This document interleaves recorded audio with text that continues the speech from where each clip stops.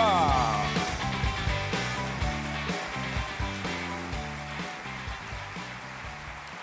Oh là là là là là là. Qu'est-ce que vous êtes nombreux, c'est incroyable. Merci beaucoup d'avoir répondu à notre invitation. Excusez-nous pour le retard, mais je suis allé parler aux personnes qui sont à côté et que je salue, qui sont dans une autre salle parce qu'elles n'ont pas pu prendre place ici. On a refusé aussi quelques centaines de personnes qui n'ont pas pu rentrer du tout, donc voilà, je suis allé m'excuser auprès d'eux. Mais bien sûr, ils vont suivre cette conférence avec nous. Ça me fait plaisir d'être là, vraiment. Vous aussi? Bon, dites pas ça trop vite parce qu'on va vous faire bouger un peu tout à l'heure, vous allez voir. Bon, vous regardez l'émission de temps en temps? Ouais. Laquelle? Celle d'hier soir? Elle était pas mal, hein? Alors, je voudrais tout de suite vous dire, parce qu'on m'a posé la question, d'abord, vous dire que nous avons juste fait un petit carton d'audience. 4 millions de Français ont regardé cette émission.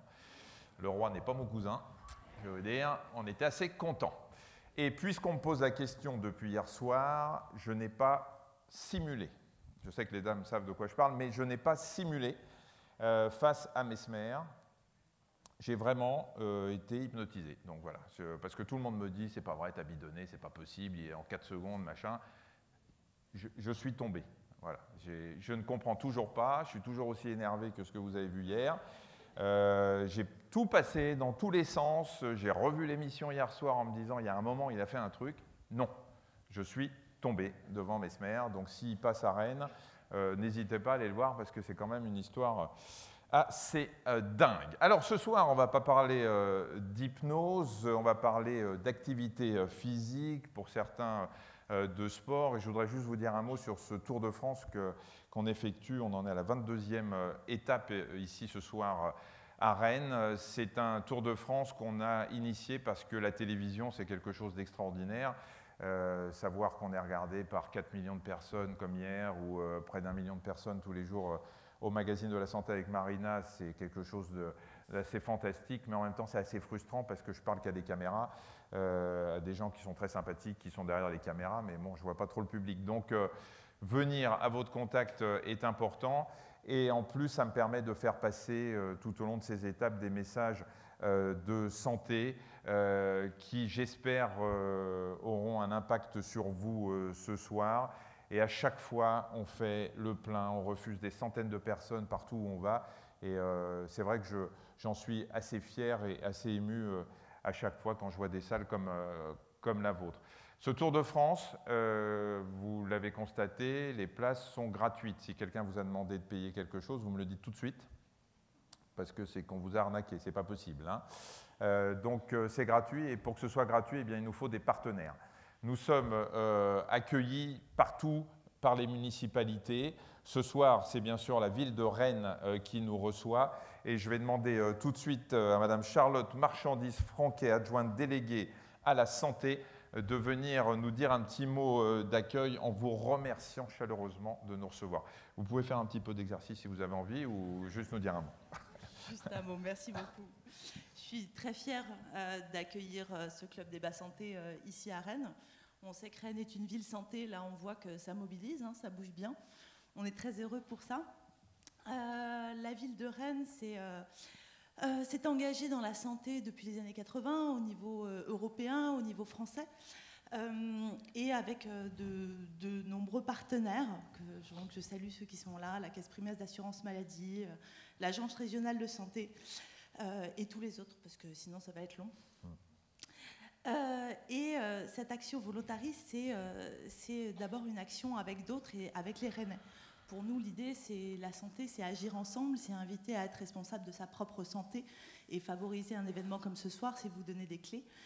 C'est aussi se dire que, vu la mobilisation, on va intégrer cette thématique de la santé dans la fabrique citoyenne, les assises de la démocratie locale, et se retrouver dans tous les quartiers pour en parler.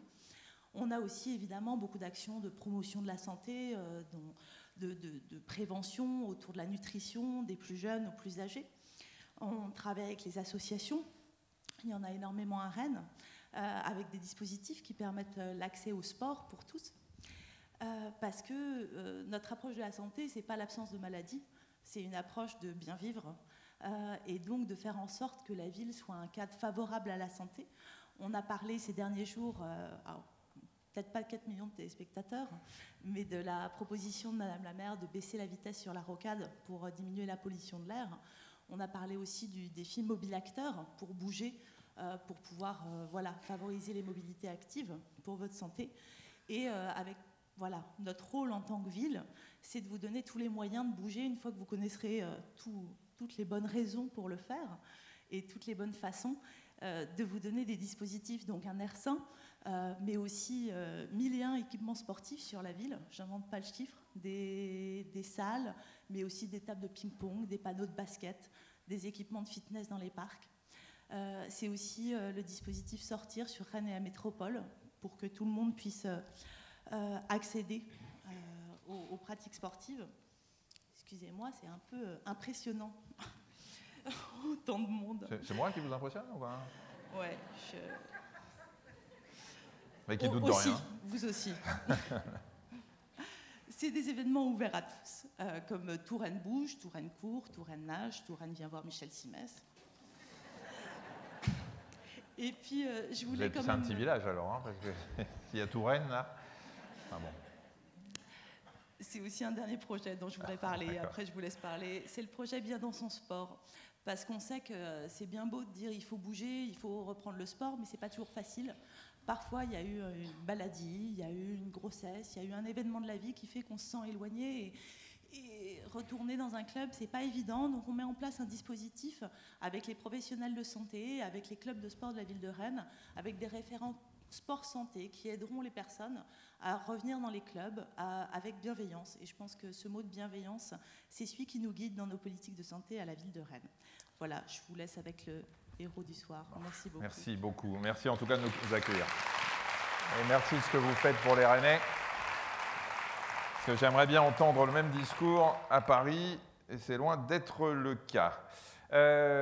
Donc, je vous l'ai dit, nous sommes bien sûr en partenariat avec les municipalités qui nous accompagnent, mais vous le voyez, nous avons notre partenaire principal qui nous permet justement de rendre ces conférences complètement gratuites pour nous et qui nous accompagne depuis le début, c'est la Mutuelle Générale, et je vais demander à Marianne de Cidrac de venir nous dire un petit mot d'accueil aussi, qui est membre du directoire de la Mutuelle Générale, que l'on remercie pour son aide. Merci. Bonsoir Marianne. Bonsoir à tous et bonsoir à ceux qui sont dans la salle d'à côté. Mais j'espère qu'ils profiteront également de la conférence de la même manière. Donc je représente ce soir la Mutuelle Générale, accompagnée de tous les membres du comité de section et de l'équipe de l'agence qui ont fait un travail important pour préparer cet événement. Alors juste un mot sur la Mutuelle Générale. Nous sommes la 3e mutuelle française et nous protégeons plus d'1 300 000 personnes. Aussi bien des individuels que des salariés d'entreprise. Et nous avons été, dès le démarrage de cette initiative, tout à fait séduits par le projet parce que depuis plus de 70 ans, nous aussi, au-delà du remboursement des médicaments, on souhaite accompagner chaque adhérent dans ces actions de prévention santé. Et bien évidemment, bouger, c'est quelque chose d'essentiel pour rester en forme le plus longtemps possible. Voilà, je vous souhaite une très bonne soirée. Merci Marianne pour cette aide. Je voudrais vous citer aussi les autres partenaires qui nous accompagnent depuis quelques mois. Alain Afflelou, et je sais qu'il y a des représentants, des gens qui travaillent chez Alain Afflelou qui assistent à cette conférence à chaque fois. Nos partenaires médias, France Bleu qui nous a relayés, vous avez eu probablement, vous avez vu passer des messages et il m'avait interviewé, Télé Loisirs et Ouest France qui a fait un très beau papier aujourd'hui disant que je voulais que ça bouge. Et effectivement, on va essayer de faire bouger un petit peu les Français. Alors, c'est quand même quelque chose qui est assez incroyable et qui est un peu irritant, c'est que tout le monde sait, on va en reparler tout à l'heure, on va vous montrer quelques chiffres, tout le monde sait que bouger c'est bon pour la santé et personne ne bouge, en gros. Voilà. 2/3 des Français, quand je dis personne, si vous venez là c'est que vous êtes un peu motivés, mais 2/3 des Français sont sédentaires, ce qui est quand même juste catastrophique. Et vous allez voir ce soir qu'est-ce qu'on appelle l'activité physique, qu'est-ce qu'on appelle être sédentaire et en quoi le sport, l'activité physique est bonne pour la santé. Et puis, vous le verrez aussi, pratiquer une activité physique, c'est possible et c'est bon à tout âge. Il faut absolument qu'en partant d'ici, vous ayez compris que même si vous avez 70 ans, que vous n'avez jamais acheté une paire de baskets, si vous commencez aujourd'hui, ce sera bénéfique pour votre espérance de vie et pour votre santé. Et on va vous le prouver ce soir. Alors, on va vous donner d'abord quelques chiffres pour bien comprendre. Vous voyez que il y a 28 millions de Français de 15 ans et plus qui déclarent pratiquer une activité physique au moins une fois par semaine. On va voir ce que ça veut dire, ce n'est pas parce qu'on le déclare qu'on le fait. Et vous voyez surtout un individu sédentaire qui devient actif peut gagner de 1 an et demi à plus de 3 ans et demi d'espérance de vie en plus, ce qui est quand même énorme. Je vous signale, ou je vous rappelle si vous le savez, que nous gagnons 1 mois d'espérance de vie par trimestre. Alors, quand je dis nous, ce n'est pas nous. C'est les enfants qui naissent aujourd'hui. Voilà, je suis désolé, c'est pas.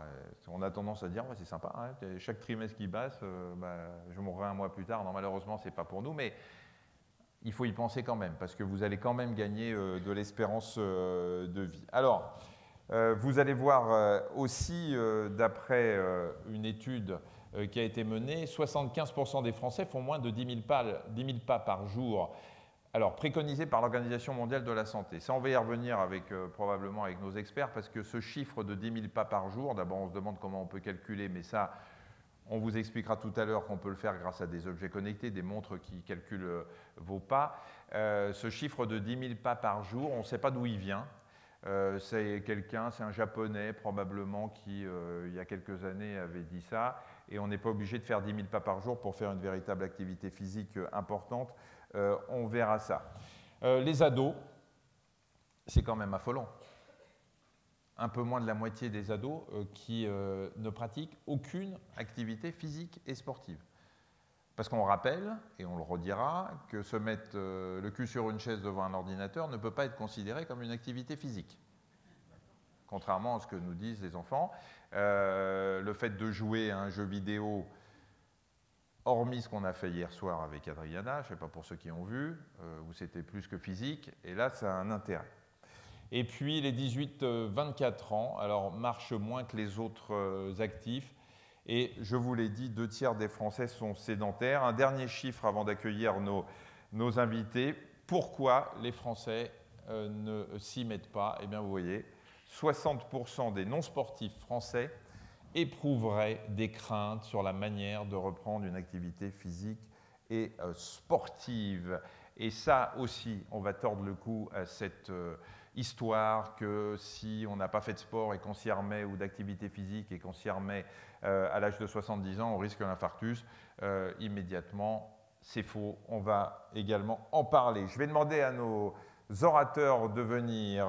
Éric Breton, qui est enseignant-chercheur titulaire de la chaire INPES, promotion de la santé à l'école des hautes études en santé publique de Rennes. Il est où? Il est là? Ah ben il est là, voilà. Accompagné du docteur Hervé Lenéel, qui est médecin généraliste, médecin du sport et président de l'Union régionale des professionnels de santé des médecins libéraux de Bretagne. Je vous demande de les applaudir, ce sont eux qui vont répondre à mes questions et aux vôtres tout à l'heure, parce qu'en fait, pendant la moitié de cette soirée, on va essayer de vous expliquer un petit peu tout ça, et puis la deuxième moitié, c'est vous qui allez intervenir, qui allez poser les questions, et nos invités essaieront d'y répondre. Alors, il va bien falloir qu'on vous fasse bouger un petit peu. Qui c'est qui me fait souffrir dans le magazine de la santé? Comment il s'appelle? Nordine. Eh bien, il est là, Nordine. Nordine, tu peux venir. Voilà. Nordine Attab, le coach sportif qui me fait souffrir, même en me faisant faire du yoga, pour ceux qui ont vu l'émission aujourd'hui. Vous ne marrez pas parce que vous allez y passer tout à l'heure. Alors, déjà, un petit mot, docteur Lonéel, sur cette crainte qu'ont les gens de se remettre ou de se mettre à l'activité physique sous peine d'avoir un gros problème de santé. Est-ce que c'est vrai ou c'est pas vrai? La crainte, oui.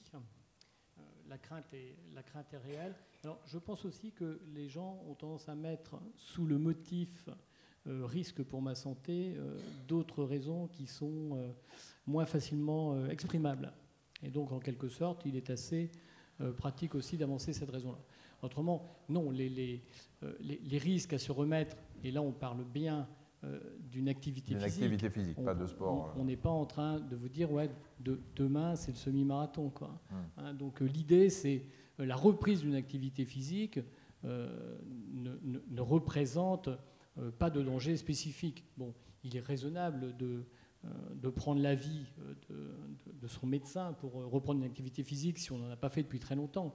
Mais quand on parle d'activité physique qui se rapproche d'activité quotidienne, comme puisqu'on a souvent une promotion de la marche, bon, la marche, elle ne représente pas plus de risques que celle que l'on pratique dans son quotidien, quoi. Donc, sauf la marche un petit peu plus rapide. Alors la marche un peu plus rapide, bon, il peut y avoir... Mais vraiment, c'est des gens qui le savent parce qu'ils ont déjà des pathologies qui sont installées et ils savent qu'ils ont un facteur limitant. Hein. Mais ce sont des gens qui ont déjà des problèmes. Il faut aller voir le médecin. Alors, admettons que les personnes qui sont là et qui n'ont pas fait de sport, d'activité physique depuis un moment aient envie de, justement, en sortant, de se dire, bon, bah, je vais suivre les conseils, on va prendre l'escalier plutôt que de prendre l'ascenseur, on va descendre une station de bus avant.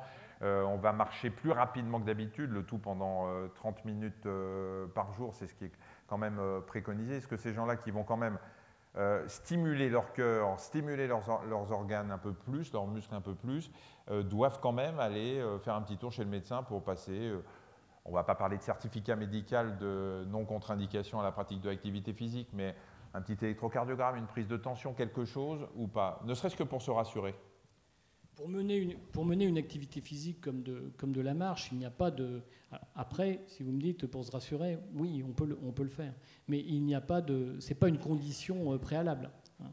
Donc, on n'a pas besoin de prendre cette précaution pour mener ce type d'activité. Et surtout qu'en plus, on sait maintenant qu'on peut même descendre en dessous de ce minimum qu'on avait pensé. Les 10 000 pas à la fois les 10 000 pas et les 30 minutes, les deux doivent aller à peu près en même temps. Et on sait que même 10 minutes de marche rapide, 1 à 2 fois par jour, ça a déjà des effets positifs. Donc on voit que l'effet bénéfique de l'activité physique apparaît déjà pour finalement une occupation dans le temps qui peut être extrêmement limitée, quoi. Éric Breton, vous allez l'entendre très vite, québécois. Vous savez un peu ce qui se passe un peu partout dans le monde, à Rennes, on va en reparler. Est-ce que cette histoire de 10 000 pas par jour, on va voir, 10 000 pas, encore une fois, ça ne vous dit rien, vous ne savez pas comment vous n'allez pas compter tous vos pas toute la journée pour savoir si vous arrivez à 10 000, hein, parce que vous allez devenir dingue. Mais on va voir avec Nordine qui a des appareils pour ça. Cette histoire de 10 000 pas par jour, qu'on voit partout, dont on dit que c'est l'OMS, c'est vrai que ce n'est pas du tout prouvé que... Vous savez ça? Non, je vous pose une colle pour commencer ou pas? Non, pardon. En fait, les 10 000 pas, ce n'est pas une référence qu'on voit. L'OMS, c'est plutôt sur le nombre de minutes. Hein, et elle parle plutôt de, c'est ça, les 30 minutes par jour, hein, pour les adultes, les 60 minutes pour les enfants. Donc, le 10 000 pas, c'est pas une façon plutôt de vendre des podomètres ou quelque chose comme ça. D'accord, je verrais plus... Vous me cassez toute la partie. Non, parce que normalement, Nordine, il a un stand dehors après. Non, mais je pense que ça peut être une façon de mesurer les choses. Mais j'avoue que là-dessus, les 10 000 pas, on a vu effectivement apparaître ces chiffres-là à un moment donné, mais quand on voit ce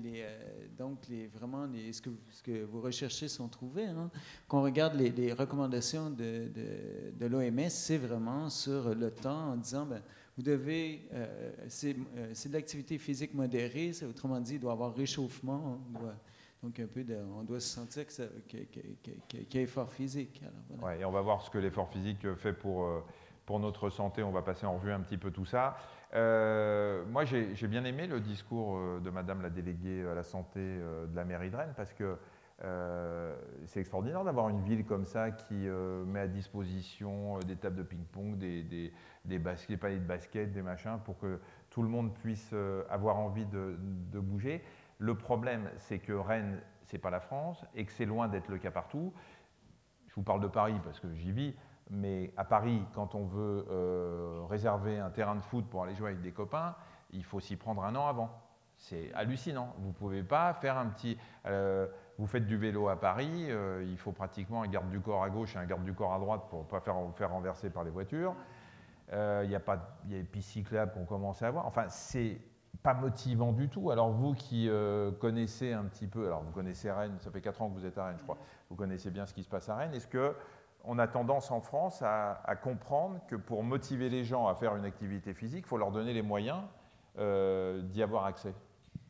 On le comprend de plus en plus et depuis de nombreuses années. Donc, Mme Marchandise évoquait justement que Rennes était bien branché sur les réseaux européens, réseaux français, entre autres un réseau des villes santé de l'OMS. Et ça, c'est pas anodin. Hein. Donc, le discours de Mme Marchandise est bien un discours qui est porté par ces villes un peu partout en France. Il y en a près de 90, si je ne me trompe pas, 90 villes de différentes tailles qui disent que non seulement elles ont comment je pourrais dire, qui vraiment ont compris que le cadre de vie a des impacts extrêmement importants sur la santé. Qu'on ne peut pas demander aux gens de marcher, d'être physiquement actifs, si on leur donne un cadre où... si on leur fait marcher autour de la rocade ou du Exactement. Ouais. Donc, et que leurs enfants ne vont pas aller, justement, on ne peut pas laisser aller jouer des enfants dehors si on a peur qu'ils se fassent renverser par une voiture. Il n'y a pas de parents qui font ça. Et là, on se retrouve avec des enfants qui sont devant les ordinateurs, évidemment. Alors, donc, le discours, je le félicite, hein, parce que c'est vraiment un discours de ce mouvement-là, donc des villes santé de l'OMS, donc des villes où les élus vraiment reconnaissent leur responsabilité, responsabilité quant à la santé et le bien-être de la population. Et par rapport aux autres pays européens, on est comment? Ça varie. Donc, il y a un réseau européen. Donc, il y a plusieurs villes donc, à travers l'Europe qui sont dans ce réseau-là. Disons que cette idée, donc, ce renouveau, hein, ça touche l'urbanisme. Les gens qui font les études en urbanisme aujourd'hui sont en train de réapprendre des vieilles villes hein, d'il y a 100 ans, 200 ans, donc des villes avant l'automobile. Alors, donc, il y a vraiment ce renouveau dans l'urbanisme, cette nouvelle façon de considérer, de dire, par exemple, des immeubles et tout ça, c'est pas juste des récipients en personne. Non, ces immeubles, avec l'espace sur lequel ils occupent, vont déterminer en grande partie les comportements des gens, vont leur donner des ressources, vont leur poser des barrières et tout ça. Alors, on va regarder un peu pourquoi le sport est bon pour la santé. Déjà, on va vous montrer sur l'écran tous les organes qui bénéficient de ce sport. Il y a bien sûr le cœur, il y a la respiration, vous voyez le squelette, vous voyez la masse musculaire et le contrôle du poids, on va en parler. Maintenir, améliorer ses réflexes, qui est bien pour éviter de tomber quand on vieillit. Et puis le cerveau, c'est essentiel. On va en reparler du cerveau tout à l'heure. C'est un truc, voilà, on se dit, mais c'est vrai que quand on voit, on en parle doucement, mais quand on voit certains footballeurs professionnels, on ne se dit pas que le sport, c'est bon pour le cerveau. Bon.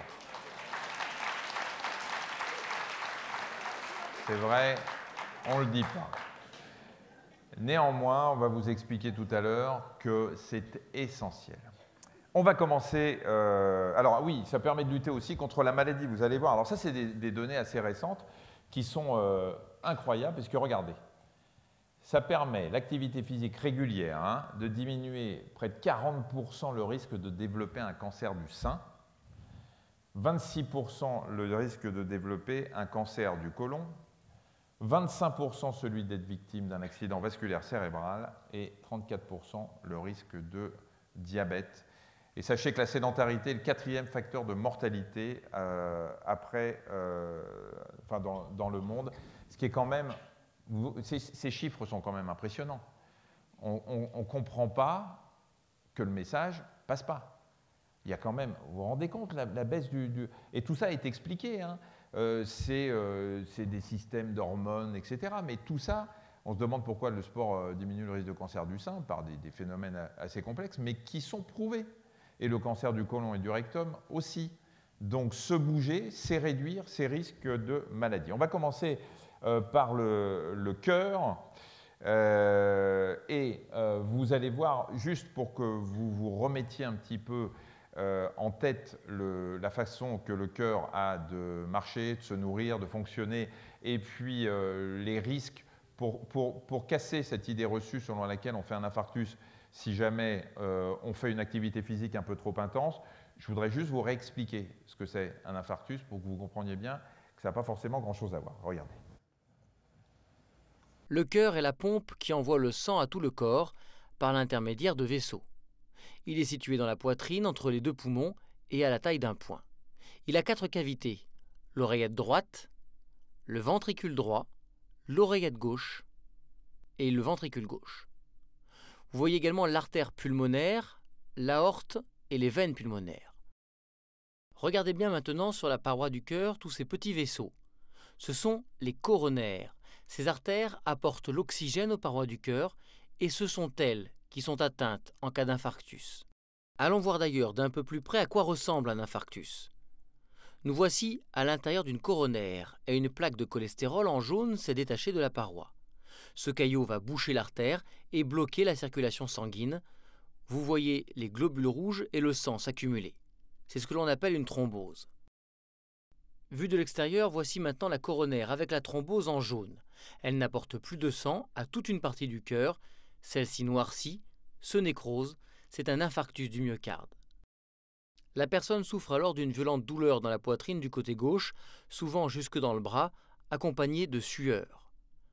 Le cœur se met à battre de manière anarchique et angoissante, puis il s'arrête. Le patient perd alors connaissance. Alors, vous voyez que l'infarctus, l'accident cardiaque, a un mécanisme très précis, la formation, on va reparler d'une plaque d'athérome liée au mauvais cholestérol, la formation d'un caillot. Docteur Le Néel, en quoi le sport est bon pour le cœur et justement va nous aider à éviter ces accidents? D'une part, le sport va entraîner le cœur, c'est-à-dire que si on a des exercices qui sont suffisamment prolongés, le cœur va apprendre en quelque sorte à répondre à cet exercice. Il va devenir donc plus endurant. Les vaisseaux eux-mêmes, les plaques de cholestérol dont vous avez parlé vont avoir tendance à diminuer, puisque en agissant sur des facteurs, notamment sur le mauvais cholestérol, l'activité physique diminue le mauvais cholestérol. Elle a également un effet favorable sur l'hypertension. L'ensemble de ces facteurs concourent à améliorer à la fois le fonctionnement du cœur et à diminuer ce risque de voir des plaques se détacher de la paroi et donc former ces thromboses. On va illustrer ça avec des coupes justement d'artères. Vous allez voir ces plaques d'athérome. Alors en haut, vous avez une artère qui est normale. Vous voyez qu'en rouge, ce sont les globules rouges qui circulent parfaitement bien. La plaque d'athérome commence à se former sur le schéma du milieu et bien sûr à réduire le calibre du vaisseau. Et puis en dessous, vous avez, alors par un mécanisme un peu plus compliqué, il y a une petite fissure sur la plaque et il va y avoir la formation d'un caillot et c'est là l'accident, notamment si c'est les coronaires, ça donne un accident cardiaque. L'activité physique va permettre de quoi faire? D'éviter que ce mauvais cholestérol ne forme ces plaques ou, une fois que ces plaques sont formées, va permettre de les nettoyer. Et la principale, c'est surtout une activité préventive sur la formation de la plaque. Donc ça évite effectivement cette succession, ça limite le risque d'avoir cette succession d'incidents qui s'accumulent finalement au fil du temps et qui conduisent à boucher finalement l'artère, et c'est qui est responsable de l'infarctus. Et on a bien observé, c'est ce que vous disiez, que que l'activité physique diminue considérablement le risque d'accident vasculaire. Effectivement. Et une des nouveautés, c'est que on sait aussi que lorsque l'accident a eu lieu, par exemple, il y a 40 ans, on disait aux gens qui avaient fait un infarctus, « Waouh, il ne faut surtout pas bouger », on les mettait hors du coton, en gros, on disait, si vous bougez, vous risquez d'en faire un. Maintenant, quelle est la première action qui est faite après un infarctus, une fois qu'on a débouché la fameuse l'artère qui était bouchée, eh bien, c'est de faire un réentraînement à l'effort des patients qui ont un infarctus. Et donc, c'est dire à quel point on pense que l'accroissement des capacités d'effort, même chez quelqu'un qui a fait un infarctus, est un élément préventif capital du risque de récidive d'une thrombose. D'ailleurs, on voit dans les centres de rééducation, on les met sur des vélos très très vite. Les gens flippent à l'idée de se remettre à faire... gardez le micro 2 secondes. Est-ce qu'on peut estimer que le sexe est bon pour le cœur? Est-ce que c'est une activité sportive? Disons une activité physique qui est aussi bonne pour la santé cardiaque. Alors incontestablement, c'est une activité physique. Ne riez pas, Monsieur Breton, parce que je vous poserai la question, mais c'est un niveau plus européen, vous voyez. Et c'est une activité physique. Malheureusement, à ce jour, je n'ai pas vu vraiment l'étude convaincante. Hein, donc, peut-être que... Mais ça n'empêche pas on peut imaginer que c'est bon. On peut imaginer que c'est bon, hein, mais il faudrait effectivement mettre en place une étude, avoir des volontaires. Le problème, c'est que dans ces études, il faut aussi un groupe témoin. C'est-à-dire qu'il y en a qui ne font pas l'amour pendant 2 ans. Et c'est un peu la difficulté. On voit bien la difficulté à mettre en œuvre l'étude. Mais c'est étonnant qu'il n'y ait pas eu d'études quand même. J'en ai pas vu. Alors, je ne sais pas si... je suis sûr qu'Éric Breton, qui voit passer toutes les études, vous avez vu passer. Monsieur Breton connaît mieux. Après, il faut aussi avoir des critères qui permettent de vérifier la réalité de l'acte. Il faut avoir des partenaires. Voilà, c'est un peu compliqué.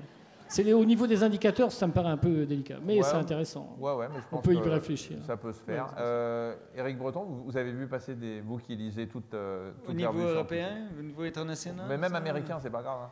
J'ai pas vu grand-chose là-dessus, mais on peut contourner l'étude contrôle en faisant des études de cohorte. Et d'ailleurs, c'est souvent de ça que les études qu'on a sur l'activité physique. Il parle chinois là, mais je vais vous expliquer. Mais c'est ça. Études de cohorte, c'est des gros trucs. Il y a beaucoup de monde. C'est beaucoup de monde et on les suit. Donc, on les suit sur plusieurs années et on les voit peut-être une fois par année. Dans ce domaine, ça fait du voyeurisme, hein, si vous suivez les gens. Ils ont tous signé les trucs de consentement, il n'y a pas de problème. Mais, ah oui, c'est consenti en même temps. Vous savez, quand c'est pas consenti, c'est un viol. Hein, donc, exactement. Hein, on ne fait pas ça en recherche quand même. Et alors, donc pas des études... Est-ce qu'on peut dire en gros, je vais vous poser la question plus simplement, qu'on peut conseiller aux gens de faire l'amour le plus souvent possible parce que finalement, c'est une activité physique comme une autre et qui peut être bonne pour la santé? Bon, ça m'arrangerait que vous répondiez par l'affirmative. Moi, comme j'ai pas d'études pour me baser, mais à titre personnel, par exemple. À titre personnel, je pense que c'est plutôt, en fait, l'activité physique. Je parle de ce que j'ai entendu autour de moi, n'est-ce pas? Donc, pas à titre personnel. Bien sûr. Mais effectivement, quand les gens font de l'activité physique, ils ont le moral. Et avoir le moral, ça donne la pêche le soir et tout ça. Donc, je dirais. Là, c'est pas idiot comme démonstration. C'est un raisonnement logique. C'est logique. Donc, on en reparlera. Je vous reposerai la question quand on fera le cerveau. Pas obligé d'en parler encore. Finalement, c'est quand même intéressant parce que on est donc là, c'est le lien entre le plaisir et l'activité physique. Hein, et on est quand même avec l'activité physique au point de vue de la santé, on dit que c'est de la prévention. Et là, il y a quand même une activité de prévention qui peut être liée au plaisir. Alors, donc, le plaisir, d'accord, celui que vous venez d'évoquer, mais aussi l'activité elle-même. Donc, le but, c'est quand même aussi de se faire plaisir en marchant, en faisant du vélo, enfin bref, en menant une activité physique, quoi. Et je crois que c'est quand même une dimension qui est très importante et qu'on peut être amené à rechercher. Eh bien justement, on va se faire plaisir, on va faire plaisir aux dames et on va demander à Nordine de nous donner 2-3 exercices pour le cœur. Des exercices simples à faire pour tout le monde. Bien sûr. T'as eu peur que je te demande un truc Non. Non, si, j'ai bien vu que tu as eu peur. Et puis je t'aurais demandé de m'accompagner. Justement, on parlait d'endurance ou de reprise d'activité physique ou de sport. L'idée, c'est que ce soit en marche à pied, en vélo et en course à pied, c'est d'y aller progressivement. Je le vois beaucoup là durant cette période au mois de septembre. Il y a énormément de personnes qui veulent, sous prétexte qu'il fait beau, se remettre dans une activité physique très très rapidement. Et ce qui se passe, c'est qu'en fait, les gens vont s'écœurer du fait qu'ils vont vouloir trop en faire dès le départ. Alors bien entendu, on a parlé de 30 minutes d'effort. On peut très bien faire 30 minutes de marche. Et après, si on veut progresser, on peut très bien alors soit pousser, essayer de rajouter 5 minutes pour aller sur les temps de 35, 40 minutes ou 45 minutes. Et puis si on veut aller un petit peu au-dessus ou même se mettre à la course à pied, ce qui est intéressant, en fait, c'est d'alterner des moments de marche avec des petits moments de course. Et c'est ce qui va vous permettre tout doucement d'avoir une séquence importante. Ce qui compte, c'est le volume d'entraînement et pas seulement le temps durant lequel vous allez courir. Ça ne m'intéresse pas si vous courez 10 minutes. Je préfère que vous fassiez une séance globale, par exemple de 30 minutes ou de 40 minutes, avec des moments de marche et des moments de course à pied. D'accord ? Par exemple, vous pouvez très bien marcher 3 minutes et courir 1 minute. Et vous alternez ainsi de suite. Et plus vous allez progresser dans le temps, plus après vous allez pouvoir diminuer le temps de marche pour augmenter le temps de course. Ça peut se faire aussi en marche à pied. On peut très bien parler, alors quelqu'un qui va marcher normalement marchera entre 4 et 5 km/h. Je peux très bien avoir des moments, alors 4-5 km/h, je suis ici, voilà, et je peux très bien alterner. Ça, c'est déjà Nordine, c'est déjà une marche rapide quand on a un certain âge et qu'on a plutôt tendance à marcher lentement. Voilà, alors on peut très bien aussi marcher entre 3 et km/h. L'idée, c'est d'avoir aussi, d'alterner de moments durant lesquels vous allez accentuer, par exemple, votre marche à pied. Donc je peux très bien passer sur une marche entre 6 et 7 km/h, où là, je vais naturellement utiliser davantage mes bras. Michel parlait justement de marche nordique. Donc là, vous pouvez très bien utiliser des bâtons aussi, ce qui va vous permettre non seulement de tonifier vos jambes avec la marche, mais aussi également les bras et le dos, plus les abdominaux, grâce justement au mouvement de tirage et de propulsion derrière. Pour le cœur, c'est ce qu'il y a de mieux en tout cas, pour les personnes qui se remettent en activité, oui. L'idée, c'est vraiment d'y aller progressivement et d'augmenter la vitesse de marche. Sachant que l'on fasse seul ou pas, il y a un petit test très simple, c'est que si vous le faites en binôme ou même si vous le faites seul, l'idée, c'est de pouvoir saluer toutes les personnes que vous croisez ou la personne avec qui vous effectuez votre exercice, votre activité physique, de pouvoir échanger quelques mots, sans pour autant être essoufflé. Et là, ça vous permettra d'être vraiment sur la zone sur laquelle vous devez être, la zone dont on parlait, la zone d'endurance. Ça, c'est sympa, ça. Vous marchez dans la rue, vous dites bonjour à tous les gens que vous croisez et que vous ne connaissez pas. C'est convivial et puis ça donne le sourire en plus. Donc, Vous ne marchez pas longtemps parce que la police vient vous chercher. Mais et c'est vrai, c'est important ce que dit Nordine. Quand on fait un effort, et c'est valable quand on marche rapidement, mais aussi quand on court, quand on fait un jogging, on doit pouvoir parler.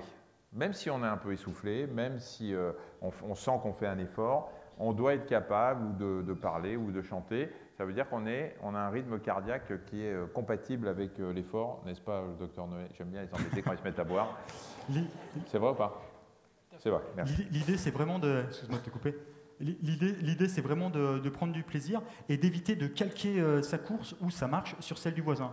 Parce que notamment, généralement, on va dans un parc ou au bord d'une rivière et là, tout de suite, on va voir quelqu'un qui est juste à côté de nous ou qui est en train de doubler. Hop, on va essayer de s'accrocher. Tout de suite, on va plus être dans son rythme. Donc, c'est vraiment de garder son propre rythme qui vous permettra après de vraiment aller sur du très long terme. Voilà, et c'est bon pour la santé. Je ne sais plus quel acteur américain qui avait dit « Mon médecin m'a dit récemment que faire du jogging allongerait mon espérance de vie. Il avait raison, j'ai l'impression d'avoir 10 ans de plus. » C'est bien ? Le souffle. Pour le souffle, c'est important aussi. Alors, il y a peut-être, il y a sûrement des fumeurs ou anciens fumeurs parmi vous qui ont parfois un petit peu de mal à marcher rapidement. Il ne faut pas toujours mettre ça sur le compte du cœur. C'est parfois aussi des poumons qui sont un petit peu encrassés. Le sport est bon, ou l'activité physique est bonne pour le souffle. D'ailleurs, c'est incroyable le nombre de sportifs de haut niveau qui gagnent des médailles d'or aux Jeux Olympiques et qui sont asthmatiques. Hein? Ouais, c'est parce qu'ils se prennent... Alors, je ne sais pas si c'est le... Voilà, ceux qui prennent des médicaments pour dilater les bronches. Prenez le micro, il n'y a que moi qui vous entends. Vous avez raison. Ouais. Le Tour de France, c'est une vaste entreprise de rééducation d'asthmatiques. Voilà, c'est très bon. Si vous êtes asthmatique, faites le Tour de France. Vous avez une chance de le gagner. Bien. Comment ça intervient l'activité physique sur le souffle? Au fond, même modalité que pour le système vasculaire. Hein. Ça permet de dégager les bronches, d'améliorer leur fonctionnement. Les sécrétions remontent. Alors, surtout chez les... Vous avez bien fait de parler des fumeurs. Tous les fumeurs de plus de 40 ans commencent à avoir des altérations au niveau de leurs bronches. Quand ils rentrent, ils commencent à tousser un peu, tout le temps. Par moment, dans l'année, ils ont une bronchite, puis l'année suivante, ils en ont 2, puis 3. Et puis, donc, c'est ça qu'on appelle ça la bronchite chronique. Alors, au début, on n'est pas très, très gêné. Et puis après, on l'est de plus en plus, ce que vous disiez, à tel point que on peut finir avec de l'oxygène. On a du mal à remonter à son 4e étage, voilà. Puis au fond, on réduit au fur et à mesure ses activités. Et là, sur la bronchite chronique, enfin sur celle qu'on appelle la bronchite obstructive, enfin peu importe, on est certain que c'est bien tout ce qui est réhabilitation par l'effort qui est la meilleure thérapeutique. C'est-à-dire qu'on n'a pas de médicaments. Il n'existe pas de médicament dont la puissance est équivalente à celle du réentraînement à l'effort chez les gens qui ont une bronchite chronique. Je crois que c'est quand même il est important de le savoir, à tel point que tout ce qu'on essaie de faire dans la prise en charge de ce type de pathologie, enfin des bronchites chroniques, repose principalement sur un réentraînement à l'effort. C'est vraiment la mesure prioritaire et qui donc suppose une collaboration aussi de plusieurs professionnels qui vont s'organiser, coopérer pour dépister la bronchite et puis proposer aux patients des formes d'activité. Et pour ceux qui n'ont pas de bronchite, qui respirent plutôt pas trop mal, le fait d'avoir une activité physique, de marcher rapidement comme le suggérait Nordine tout à l'heure, ça améliore la capacité respiratoire aussi? Oui, pour les mêmes raisons que pour le cœur, parce que finalement, le système respiratoire s'adapte tout simplement à la demande, à l'effort, quoi. Donc c'est caricatural avec le cœur, on l'a dit tout à l'heure, mais il en est de même pour l'ensemble des fonctions respiratoires qui sont sollicitées. Alors Éric Breton, vous qui êtes un spécialiste aussi de l'environnement, bien évidemment quand on parle respiration dans des grandes villes, et on l'a entendu tout à l'heure, on va essayer de réduire peut-être... limiter la vitesse sur la rocade pour éviter la pollution. On vit ici à Rennes dans une ville qui, je ne connais pas le taux de pollution, mais enfin, ça doit être une ville dans laquelle il y a aussi plus de pollution qu'à la campagne. Faire du sport ou une activité physique au sein de la ville, est-ce que ça pose problème par rapport à ça? Je pense pas. Je ne sais pas, en tant que Rennais, je n'ai jamais eu l'impression qu'on vivait dans une ville très exposé à la pollution. J'ai vu bien pire. Je ne pourrais pas aller là-dessus. Hein. Je suis en dehors de mon champ de travail. Mais ce qui est clair, on voit passer des études, par exemple. On s'inquiétait beaucoup pour les cyclistes, par exemple, qui étaient pris dans les bouchons de circulation avec des grands rejets. On disait, mais ils sont fous. Ces cyclistes-là, ils sont exposés à tous ces gaz et tout ça. Et finalement, pour se rendre compte avec des mesures que c'était plus pollué dans les voitures que ça l'était pour le cycliste, qui était en fait plus haut que les pots d'échappement, que les gens dans les véhicules, et donc c'était plus aéré et tout ça. Donc, mais je pense que ça doit être dans très rares cas que l'activité physique ne se pose pas comme moyen préventif. Il faudrait vraiment arriver à des niveaux de pollution qu'on ne connaît pas ici, qu'il faudrait voir en Asie peut-être, ou quelque chose comme ça. Nordine, un petit peu d'exercice pour respirer. Si tu as besoin de quelqu'un, tu me dis, il y a du monde. Ça tombe bien. Tu as besoin de quelqu'un? S'il te plaît. Je te laisse choisir. Tu as besoin de quel âge à peu près? Non, c'est toi qui vas. Non, ça dépend ce que tu vas faire comme exercice. Non, mais c'est compliqué, c'est difficile? Non, c'est un exercice de respiration. D'accord. Ah, il y a un monsieur qui se lève, là. Ah ouais, non, monsieur. Non. Fallait pas se lever. Bah oui, mais Michel, on cherche quelqu'un, vous vous levez à ce moment-là. Alors. Tu peux me prendre 2 personnes, hein? Oui, mais on va le prendre lui d'abord. Bon. Voilà, bien joué. Vous voulez prendre une photo de près? Monsieur, vous voulez passer à la télé. Vous pouvez passer votre appareil photo, vous ne pourrez pas vous en servir sur le... Je prends une photo avec Michel? Je suis prêt. Tiens, vous prenez une photo avec Michel? Voilà, vous voulez faire une photo avec moi? Ouais, regardez. Voilà. C'est pour West France, mon ami. Ah, c'est pour West France, c'est pas grave, regardez. Voilà. Pas prévu au fond. C'est pas prévu, mais vous restez là quand même. Qu'est-ce que je vais prendre alors? Tiens, madame, là, avec les lunettes là-haut. Là. Oui, c'est vous, oui. Si, on a besoin de vous. Si. Mais venez, mais c'est pas grave. Il n'y a que 600 personnes qui vous regardent, c'est pas grand-chose quand même. Venez. Voilà, vous allez voir, c'est un exercice très simple. Le monsieur vous plaît ou pas? Parce que c'est important. Vous êtes avec votre mari? Non, non. Non, vous êtes seul? Avec votre fils? Très bien. Il est costaud? C'est le monsieur qui est à côté, là? Oui. Vous inquiétez pas, on va se faire autrement alors. Je vous en prie, on va laisser le tapis pour la dame. Vous allez vous allonger sur le dos, la tête par ici s'il vous plaît, et les pieds par là. Attendez, je Monsieur, vais la masquer. Je vous en prie, on va s'allonger sur le dos, la tête par ici, les pieds par là. Non, bah non, on va être galant, on va rester galant. Michel, je te laisse t'occuper de la dame, s'il te plaît. Oui, mais... Enfin, pardon. Voilà. Mais en plus, il prend des photos pour avoir des preuves. Enfin, Donc, vous allez poser une main sur le ventre. Très bien, l'autre va être à plat, peu importe. Voilà. Il y a beaucoup de personnes qui respirent de manière thoracique, c'est-à-dire qu'ils vont gonfler la cage thoracique et expirer par la cage thoracique. Pour optimiser, justement, on a parlé d'exercice physique, mais aussi également de travail respiratoire. C'est un exercice essentiel pour optimiser votre respiration, la respiration ventrale. Pour ça, ce qu'on va faire, c'est que vous allez prendre une inspiration par le nez, et l'idée, ça va être d'essayer de gonfler au maximum le ventre pour faire en sorte que votre main aille vers le ciel. On y va? Vous inspirez au maximum en essayant de gonfler le ventre. On va essayer, voilà, ici, et on redescend. Et l'idée, c'est de voir votre main bouger, voilà. Aller vers le ciel. vous permettez? Et on redescend. Vous en prêt? Ici. Bon, allez-y. On gonfle le ventre au maximum et on expire. Expirez. Voilà. Très bien. Gonflez le ventre. Super. C'est très... Vous voyez que vous y Et on arrivez? expire. On va faire avec le thorax maintenant. Ça, c'est un exercice de base. Ah non, je rigole. Je porte pas Non, je garant, rigole, hein. monsieur, je rigole. Vous pouvez arrêter de tourner, je rigole. Ça, c'est un exercice de base pour optimiser votre capacité respiratoire. Et puis, un petit secret pour toutes les personnes qui veulent retrouver une sangle abdominale plaquée, d'accord? Cet exercice-là va vous permettre de travailler le premier muscle qui entoure les organes, le muscle transverse, le muscle des abdominaux. Et c'est celui-ci qui va me permettre de plaquer, de resserrer tous les viscères pour avoir un ventre plat. Bien entendu, l'alimentation a un rôle important, mais en tout cas, ça va me permettre de pouvoir retrouver un ventre plat au maximum. Donc la respiration respiratoire par le ventre. La respiration respiratoire. Non, parce que... T'as raison. Ça m'arrive, vous voyez bien que ça m'arrive des fois à la télé, c'est en direct, c'est pas grave. La respiration respiratoire est importante pour respirer.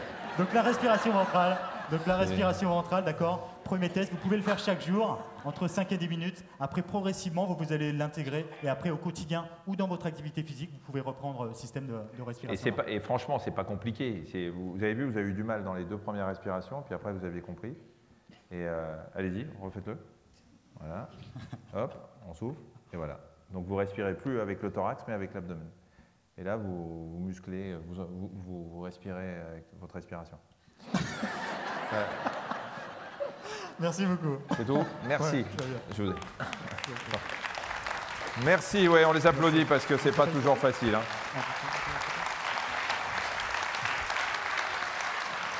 Merci de nous avoir prêté votre maman. Monsieur d'Ouest France, vous pouvez continuer à prendre des photos. Le sport, l'activité physique, c'est bien sûr également très bon. On vient de l'évoquer avec les abdominaux, mais c'est très bon pour les muscles et le squelette.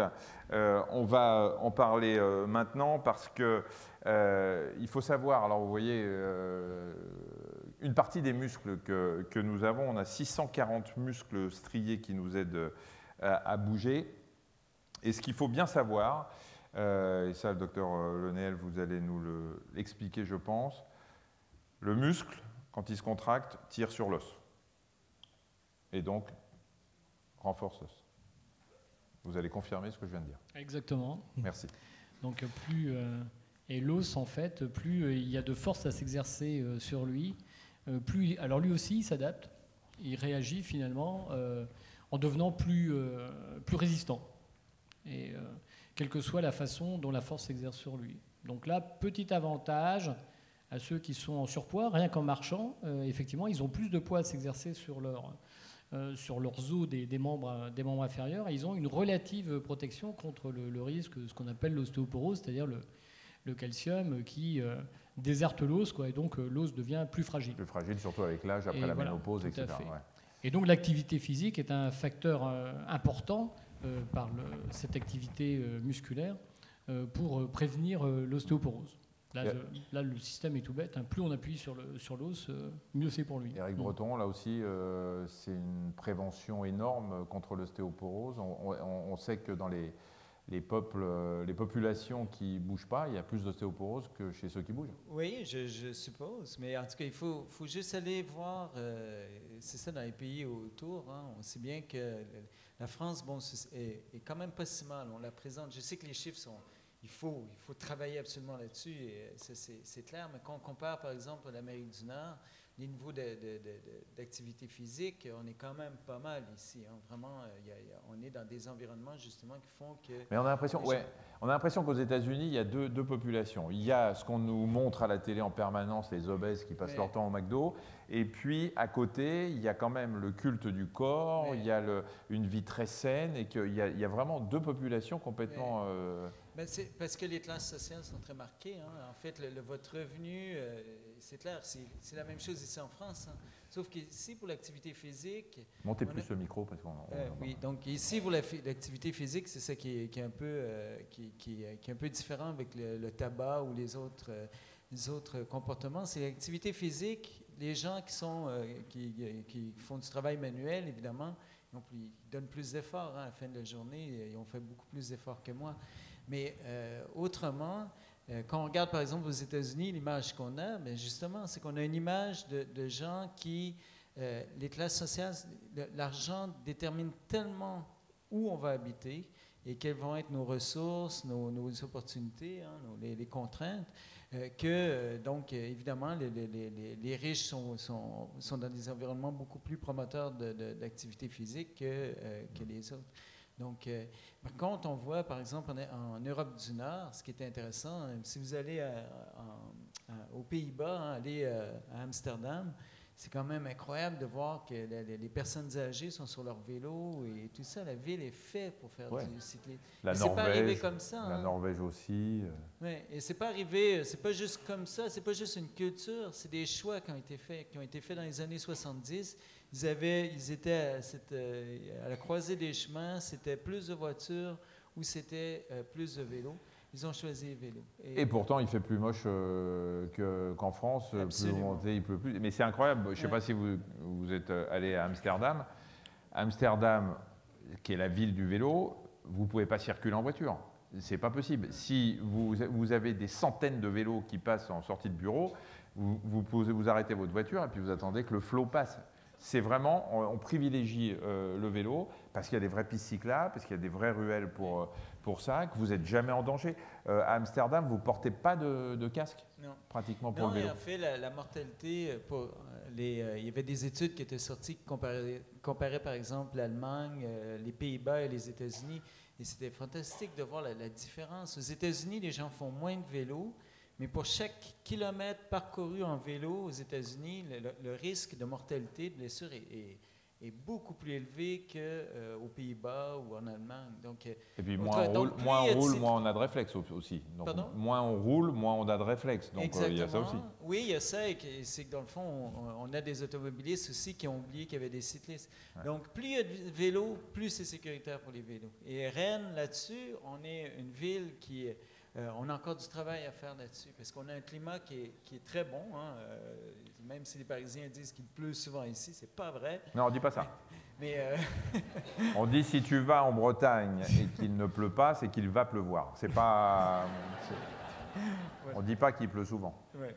Mais donc, on a un terrain plat, on a un climat qui est propice à ça, et pourtant, on fait moins de vélo qu'on en fait, par exemple, dans une ville comme Montréal, que je connais bien, où on a l'hiver, on a quand même des pentes, on a une ville où c'est dominé par la voiture. Il y a plus de cyclistes là qu'il y en a ici, donc il faut vraiment, proportion. Alors, donc, il y a encore et on en a parlé à Paris avec le Vélib, qui est très bien, parce que ça permet d'avoir un accès facile au vélo. Je vous assure que quand vous faites du Vélib à Paris, au milieu des bus, parce que les pistes cyclables, elles sont dans les couloirs de bus,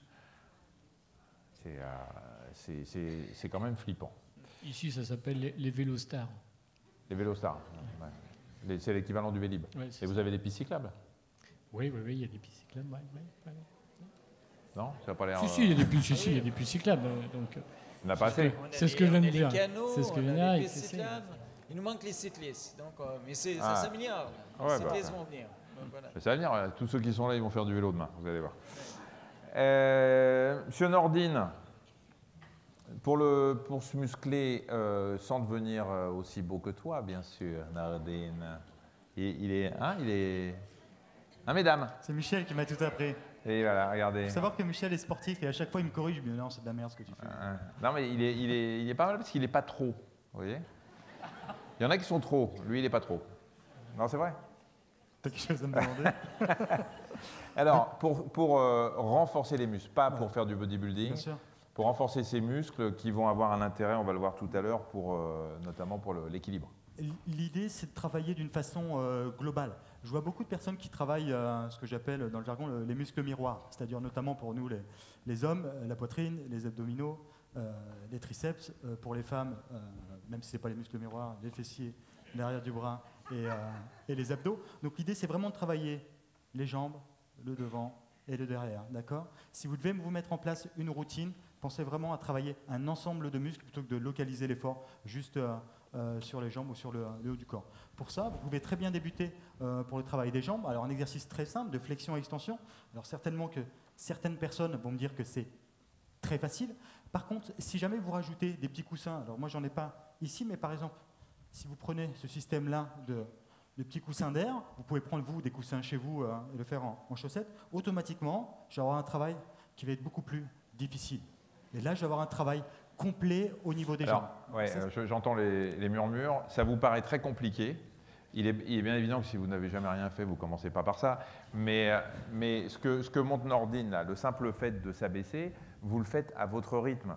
Nordine, il est coach, donc ça va. Mais vous pouvez vous baisser doucement et puis remonter tout doucement pour muscler vos jambes. Vous n'êtes pas obligé de le faire à la vitesse à laquelle il le fait, ni de mettre les coussins tout de suite.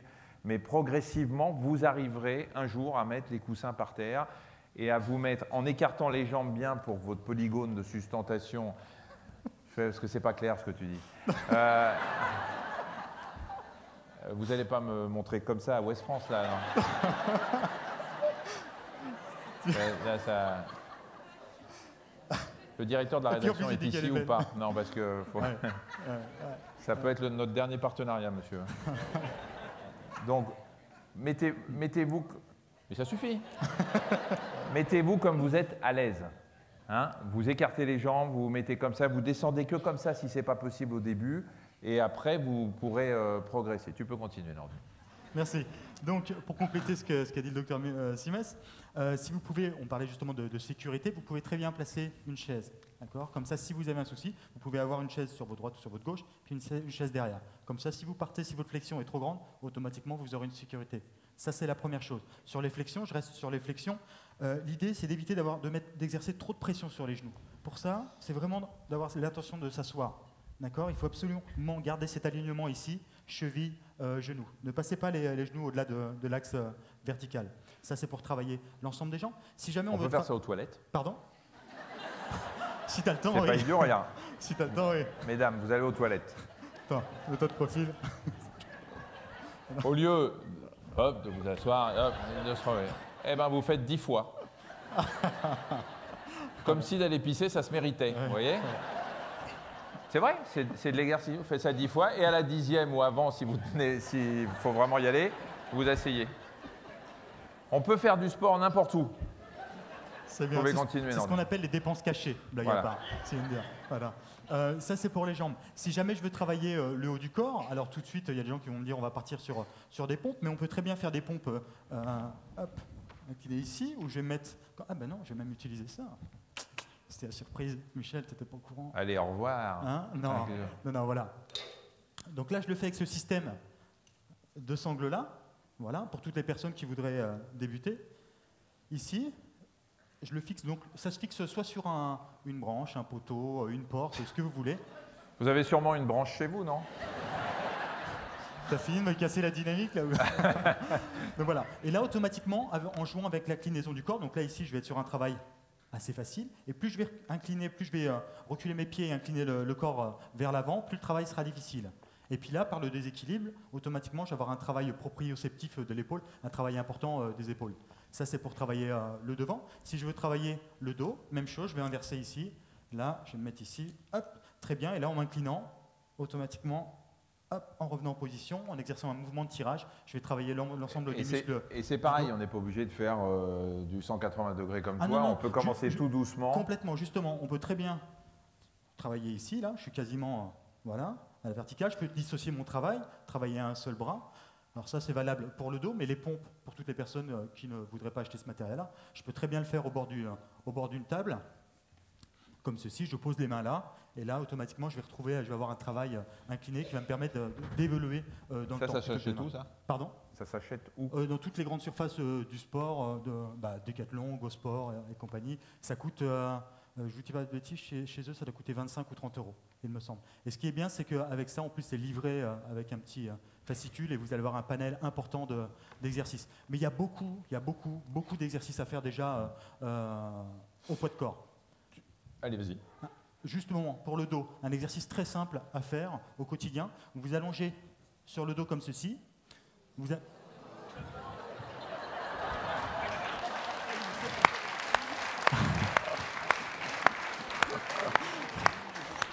savez ce qui aurait été sympa, c'est que vous ne la remarquiez pas celle-là.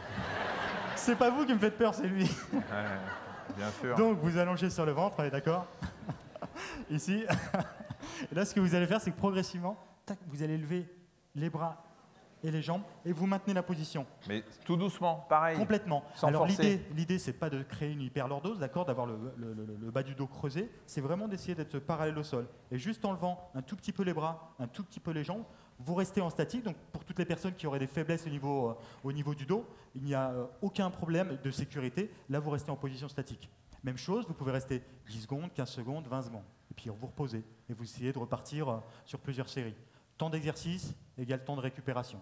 D'accord? Vous pouvez même, si jamais vous êtes sur un effort de 10 secondes, vous pouvez même aller jusqu'à 20 ou 30 secondes de récupération si vous avez besoin. Et là, vous aurez un exercice complet pour travailler les muscles du dos, les muscles fixateurs des omoplates ici, et puis tous les paravertébraux avec les lombaires là, qui vous permettront de maintenir les épaules vers l'arrière. Alors, ça, c'est gros ballon, c'est génial. Ça s'appelle des Swiss Balls. Moi, j'ai découvert pratiquement ça avec Nordine, et puis, je ne sais pas si vous avez vu la précédente émission des pouvoirs extraordinaires du corps humain, où avec Adriana, on faisait de la muscu là-dessus. Ça ne coûte rien. Non, moins de 10 euros, on est à 9 euros sur ce bon, 9 euros, vous le gonflez, bien sûr. Et on peut faire un nombre de trucs incroyables. Bien Alors, sûr. ça prend de la place, mais vous pouvez le mettre sur les branches, sur l'arbre que vous avez chez vous, dans lequel vous avez fixé ça. Montre-nous quelques exercices qu'on peut faire avec ça. Alors, c'est bon pour le dos, c'est bon pour muscler les muscles internes. Bien sûr. Voilà, alors, je parlais de proprioception tout à l'heure. Je vais pas tout de suite monter un... Ah bah si, tiens, je peux en montrer un. Bah tiens, Michel... Tu veux qu'on prenne quelqu'un? Tu peux prendre le rose? Non, on va demander à quelqu'un. Tu veux pas? Oui, je t'en prie. Ah bah regarde, le temps que tu aies cherché, j'en ai un troisième là. Hop. Voilà. Donc, tu veux combien de personnes? 2, s'il te plaît. 2 personnes. Yes. Très bien. Monsieur là qui dit « je regarde mes pieds pour pas qu'on me remarque ». Puis j'aime bien parce que vous êtes au milieu et comme ça vous allez embêter tout le monde en passant. Vous venez? Oui, vous. Bien sûr, vous. Alors, qu'est-ce que je vais prendre? J'adore ces moments où tout le monde flippe. Là, c'est un grand moment. Regarde de ton côté, Nordine, si tu vois quelqu'un. Allez, pifomètre. Ça vous fait rire? Allez, venez.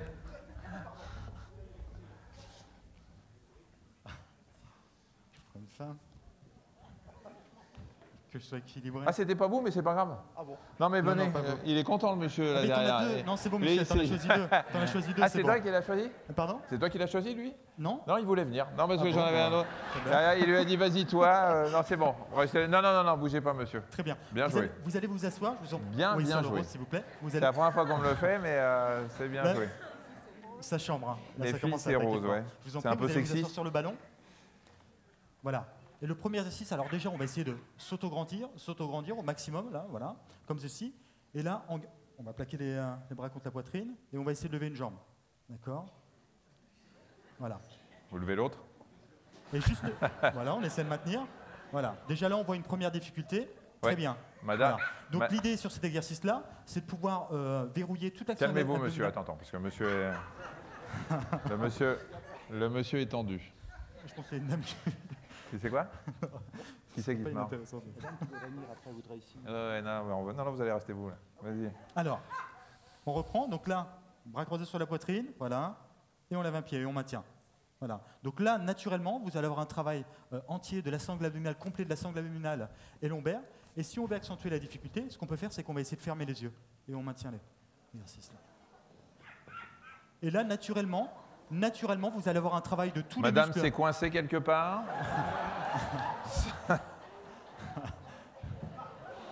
Voilà. Donc là, naturellement, vous allez avoir un travail complet des muscles profonds, notamment, qui permettent de maintenir là, cette forme de gainage. Ça, c'est un premier exercice. Si jamais on veut l'accentuer, voilà, là, c'est bien, c'est intéressant, super. Michel, tu vas tenir la main à la dame, s'il te plaît. C'est quoi votre petit nom? Rime. Rime? Oui. Alors, je vous en prie, on va se mettre debout derrière le ballon, s'il vous plaît. Comme ça? Debout derrière le ballon. Quoi, debout derrière? Oui. Ah, je donne les deux mains alors. Michel, aide-moi, s'il te plaît. Mais je sais pas je comprends pas ce que tu veux faire. La dame debout derrière le ballon. Ah, la dame. Merci. Ah, dame debout derrière ballon. Ouais, Voilà. Le but. Parle français. Le but de l'exercice, là je vais le faire seul. Michel, tu peux le tester si tu veux. Après, on va le tester. C'est celui-ci. Se mettre là. Non, mais là, c'est difficile. Attendez.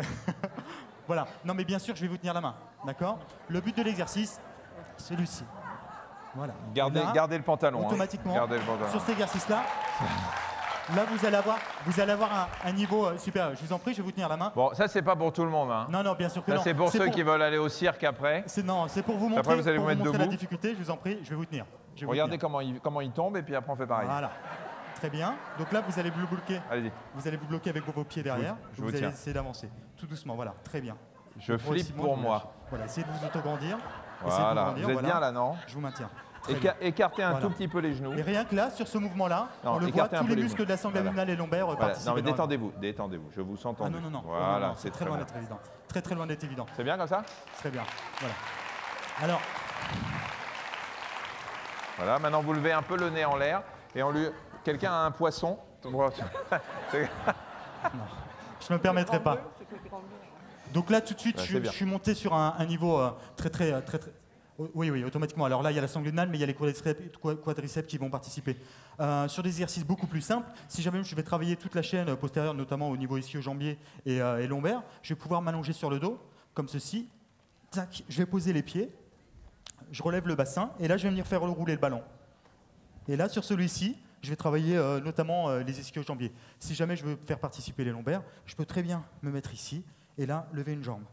Et là, en plus des ischio-jambiers, je vais avoir un travail du fessier et des lombaires. Ça, c'est pas tout de suite non plus. Hein, c'est une fois que vous êtes un peu... Sur celui-ci, sur cet exercice-là, c'est quand même relativement simple à 2 pieds. Bien sûr, automatiquement, dès que je vais le faire à une jambe, là, je vais avoir une pression plus importante sur Mais je vous promets, pour l'avoir testé, que vous vous mettez comme ça, et déjà, vous faites ces mouvements-là. Bien sûr. Tout bêtement, les 2 pieds au sol. Ah oui. Vous ne perdez pas l'équilibre. Et rien que de faire ces mouvements-là, même si vous êtes en train de lire ou en train de travailler, si la table est à hauteur, vous faites ça régulièrement. Et déjà, ça vous muscle les lombaires, ça vous muscle les abdos et ça vous muscle les muscles à l'intérieur de l'abdomen. Je vous assure, hein, rien que de faire ça. Il faut savoir, dans certaines sociétés, il y a des personnes qui l'ont mis en place et 30 minutes par jour, justement, ils enlèvent la chaise et automatiquement, ils viennent s'asseoir ici et viennent travailler là sur ordinateur.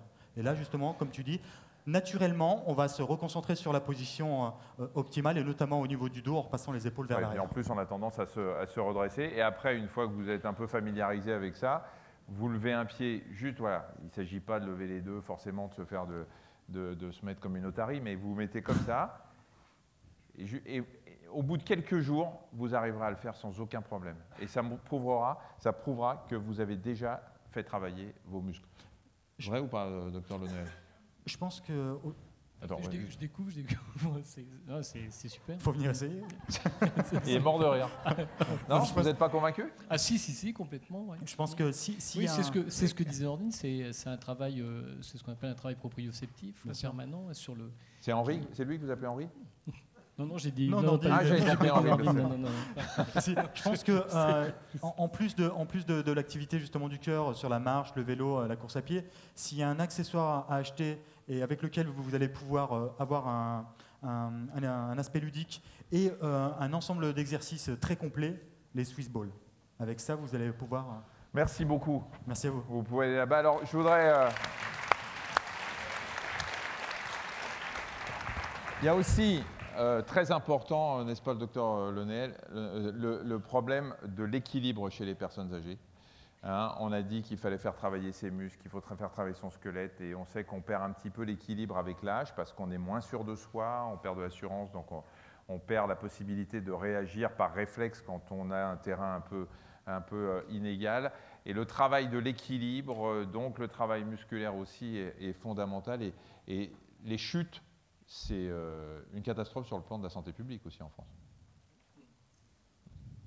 Oui, tout à fait. Alors, ça concerne des tranches d'âge, bien sûr, plus âgées, mais le risque de chute, alors notamment, on l'a beaucoup à la fois à domicile, mais également dans les institutions où se trouvent des personnes âgées dépendantes.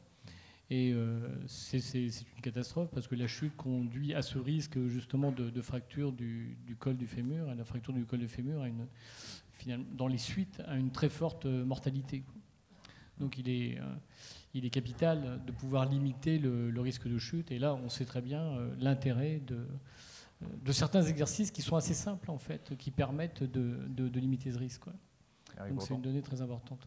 Moi, je dois dire, je trouve ça vraiment très bien, ce genre d'exercice-là. C'est vraiment de ne pas me convaincre de l'efficacité et tout ça.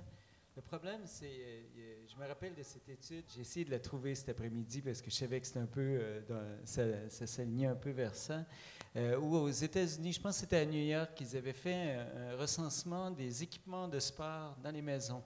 Donc, ils avaient, par téléphone, j'imagine, je ne me rappelle pas trop, ils avaient demandé aux gens, est-ce que vous avez, par exemple, des poids et haltères, est-ce que vous avez un tapis roulant là, pour courir et tout ça. Et le chiffre qu'ils avaient, ils avaient trouvé plein de foyers où il y avait ces équipements-là, mais quand on leur demandait, l'utilisez-vous, là, on voyait que les chiffres étaient catastrophiques.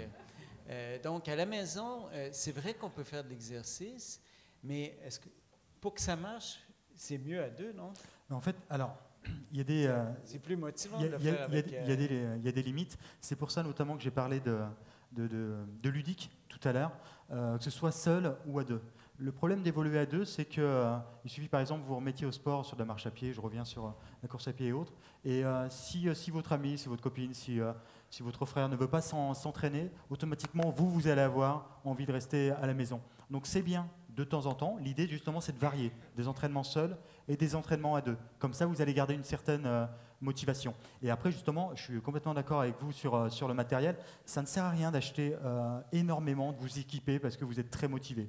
Allez-y progressivement, allez sur des accessoires sur lesquels vous vous sentez bien. Ça ne sert à rien d'acheter un tapis, justement, on parle d'un tapis roulant sous prétexte que je vais déstocker plus de graisse, que je vais brûler plus de calories.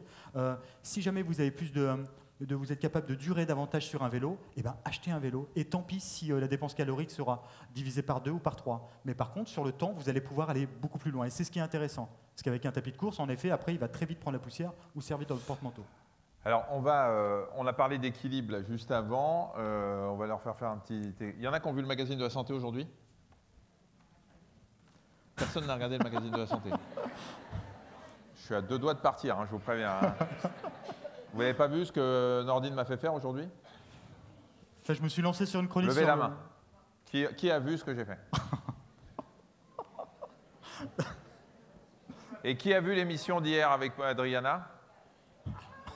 Bon, je vais arrêter le magazine alors, parce que je ne dirai rien à Marina.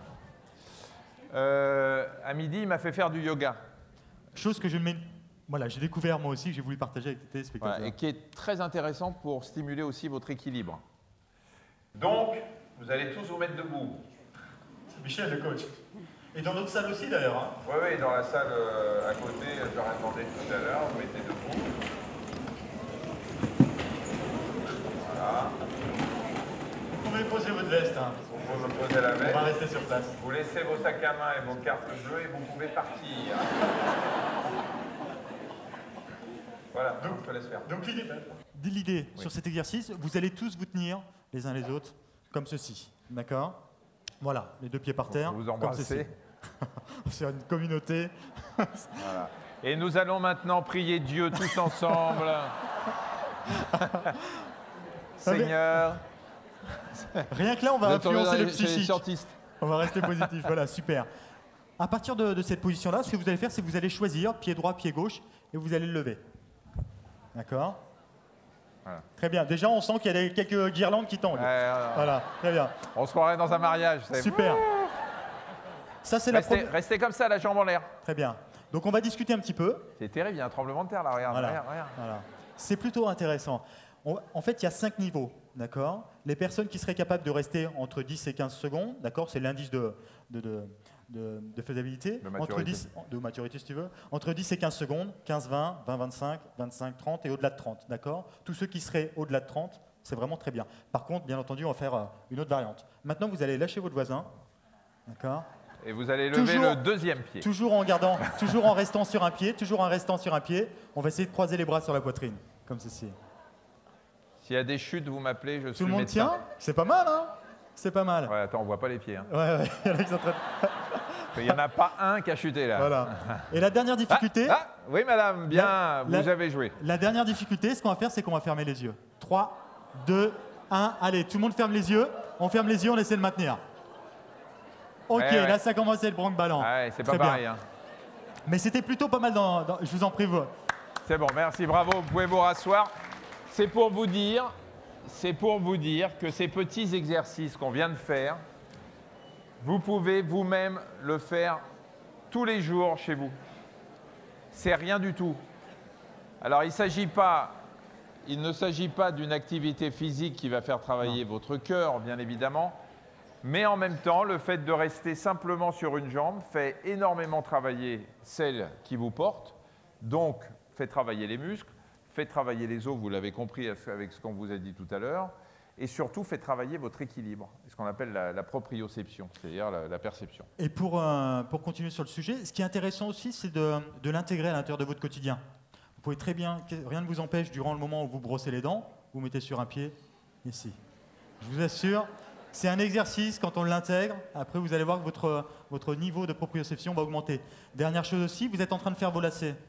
Au lieu d'être ici, je peux très bien être là, monter là, et faire mon lacet, d'accord? Et automatiquement, vous allez voir, progressivement, vous allez y arriver. Vous enfilez une chaussette, plutôt que de vous asseoir, vous essayez d'enfiler debout. Et tout ça va participer indirectement à améliorer votre proprioception. Ça veut dire que tous les jours, vous pouvez, à chaque moment de la journée, à chaque fois que vous avez une activité qui vous paraît banale, penser, tiens, qu'est-ce que je peux faire pour mon équilibre, me muscler, etc. Sauf au lit, comme on a dit tout à l'heure, si vous pensez qu'à ça, vous n'y arriverez pas. On va, avant de vous passer la parole, s'intéresser au cerveau. Je vous l'ai dit tout à l'heure, on ne dit pas que le sport rend intelligent, mais l'activité physique, et toutes les études le prouvent aujourd'hui, toute l'activité physique est bonne pour le cerveau. On peut simplifier en disant que plus vous avez une bonne activité physique, plus votre cœur fonctionne. Plus votre cœur fonctionne, plus il envoie de sang dans le cerveau. Or, le cerveau a besoin de se nourrir avec le sang, puisque c'est là où on reçoit de l'oxygène, on reçoit du sucre. Le cerveau consomme énormément d'énergie. Et plus vous l'irriguez, plus vous lui envoyez ce dont il a besoin, et plus il vous le rendra. Éric Breton, ça s'est prouvé partout. Oui, en fait, ce qu'on voit, on voit beaucoup, en fait, l'activité... Il a l'air convaincu quand je lui pose une question.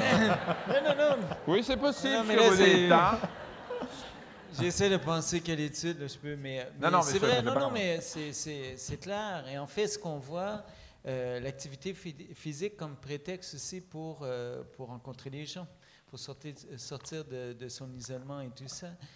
L'activité physique qui va permettre de prendre des décisions. Hein. Je sais pas, on voit souvent des gens qui vont nous dire la plus grande décision qu'ils ont prise dans leur vie, ils l'ont pris en marchant. Ils ont dit, moi, j'ai été prendre une marche, j'ai réfléchi, et effectivement. L'autre truc qu'on peut dire aussi, c'est n'importe qui fait un peu de course, hein, elle est dure, la course, quand on est tout seul. Hein. Et quand on est deux, Et là, ben, on se retrouve où c'est beaucoup plus facile, on oublie tout donc, pour moi, en tout cas, c'est ça. Je ne veux pas qu'on oublie le côté social des choses, côté bien-être, qui est extrêmement important. Donc, antidépresseur, ça c'est... Alors justement, tiens, on va revenir sur ce qu'on avait juste avant. On dit que le cerveau est mieux oxygéné, ça on l'a dit. Un frein à l'atrophie du cerveau. On dit que chez les gens qui ont une activité physique, vous savez que le cerveau, c'est comme tout, hein, ça fond un petit peu avec l'âge. Alors on continue à être conscient, à parler, etc. On ne parle pas pour l'instant de la maladie d'Alzheimer, mais on parle juste d'une atrophie physiologique, c'est-à-dire que le cerveau, on perd 10 000 neurones par jour à peu près. Le cerveau se déshydrate un peu, donc il a tendance à rétrécir. C'est quand on parle d'atrophie du cerveau, c'est ça. L'activité physique réduit ce risque d'atrophie? D'accord. C'est à moi que vous demandez ça. En fait, je me posais la question à moi-même et je me disais pourquoi pas. Là-dessus, pour le cerveau, donc j'ai à part de banalité, mais je pense que c'est ça. Encore une fois, c'est qu'on oublie. On pense toujours à l'activité physique, bon, c'est des muscles, c'est tout ça, mais le bien-être, tous les gens qui ont un bon niveau d'activité physique le disent, ils ne sont pas capables de passer une journée sans bouger, pour eux, c'est impossible. Et quand vous parliez du moral ou d'antidépresseurs, c'est la sérotonine et les endorphines qui participent aussi? Ça, je ne suis pas médecin, ça, je peux pas. Moi, je m'intéresse à l'organisation. Donc, comment on peut justement permettre ces opportunités-là d'activité physique, mais pas... D'accord. Alors, docteur Lenéel... au médecin à côté. Ouais. Ouais. Vous êtes médecin, docteur Lenéel? Le médecin n'a pas les réponses à tout. J'aimerais bien, parce que dommage, sinon je vais être obligé de les donner moi-même, les réponses. Ça me gênerait. Le moral, on dit qu'effectivement le sport c'est un antidépresseur, non seulement parce que quand on fait du sport, moralement on se sent mieux, mais également avec ces histoires de neurotransmetteurs qui circulent plus facilement. Probablement. Moi, j'ai pas la réponse à ça parce que c'est plus une réponse de neurophysiologiste ou de pharmacologue, quoi. Et donc, clairement, je ne vais pas m'avancer là-dessus. Mais on constate dans la pratique qu'on peut avoir avec les patients, effectivement, ce type d'effet. Alors, les études montrent que la pratique régulière de l'activité physique favorise la synthèse dans le cerveau de cette sérotonine dont vous avez entendu parler. Sérotonine, c'est un neurotransmetteur. Le neurotransmetteur, c'est... Vous savez qu'entre deux neurones, enfin vous l'avez vu hier dans l'émission, mais entre deux neurones, pour que l'influx nerveux, donc l'information puisse passer, il y a des petits espaces entre les filaments. Et ces espaces sont traversés par ce qu'on appelle des neurotransmetteurs, des substances qui vont permettre donc à cet influx de traverser ce qu'on appelle une synapse, cet espace. On a plein de neurotransmetteurs dans le cerveau, vous en connaissez un probablement, la dopamine, parce que c'est le manque de dopamine qui entraîne la maladie de Parkinson, c'est un neurotransmetteur. On a la sérotonine, on en a d'autres, et alors on dit que ces études montrent que la sérotonine, quand on a une activité physique régulière, eh bien, elle influence les zones cérébrales qui contrôlent l'humeur ou le sommeil. Le sommeil est de meilleure qualité, donc on récupère mieux. Et on sait que les personnes déprimées, d'après ces études, ont un taux anormalement bas de sérotonine. Donc, activité physique, meilleure sécrétion de sérotonine, meilleur sommeil et meilleur moral également. Le sport rend intelligent ou pas? Non, on laisse de côté les footballeurs. Ouais. Non, parce que je parle de ceux... Non, d'abord, il ne faut pas... Non, je suis salaud. Il ne faut pas généraliser. Il y a des footballeurs qui sont intelligents, Non, c'est vrai. Moi, je suis un fan de foot. Non, il y a quand même des footballeurs qui sont très intelligents, qui sont des types bien.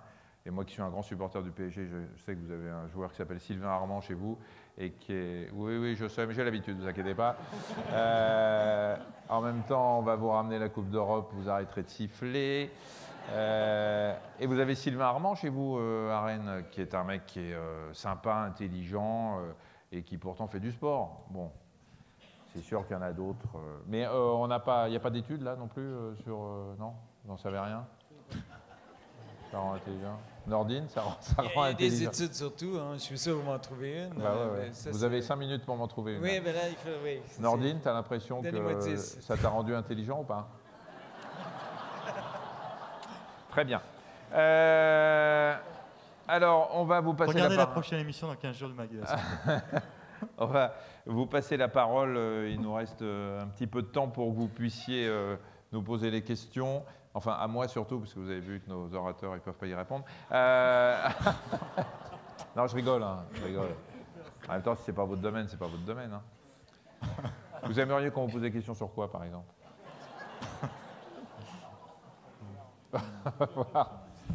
Ils vont finir par me faire la gueule. Alors, vous avez des hôtesses et des auteurs, monsieur, et des dames qui ont des numéros. Il ne s'agit pas de noter comme au patinage artistique, mais vous levez la main et puis on vous passe la parole, on me donne un numéro et je l'appelle. Oui, il faut toujours qu'il y en ait un qui se décide, qu'il y en ait un premier. Monsieur, voilà. Allez-y, mademoiselle. Non, allez-y, mademoiselle. Le 1, c'est ça? Vous êtes charmante.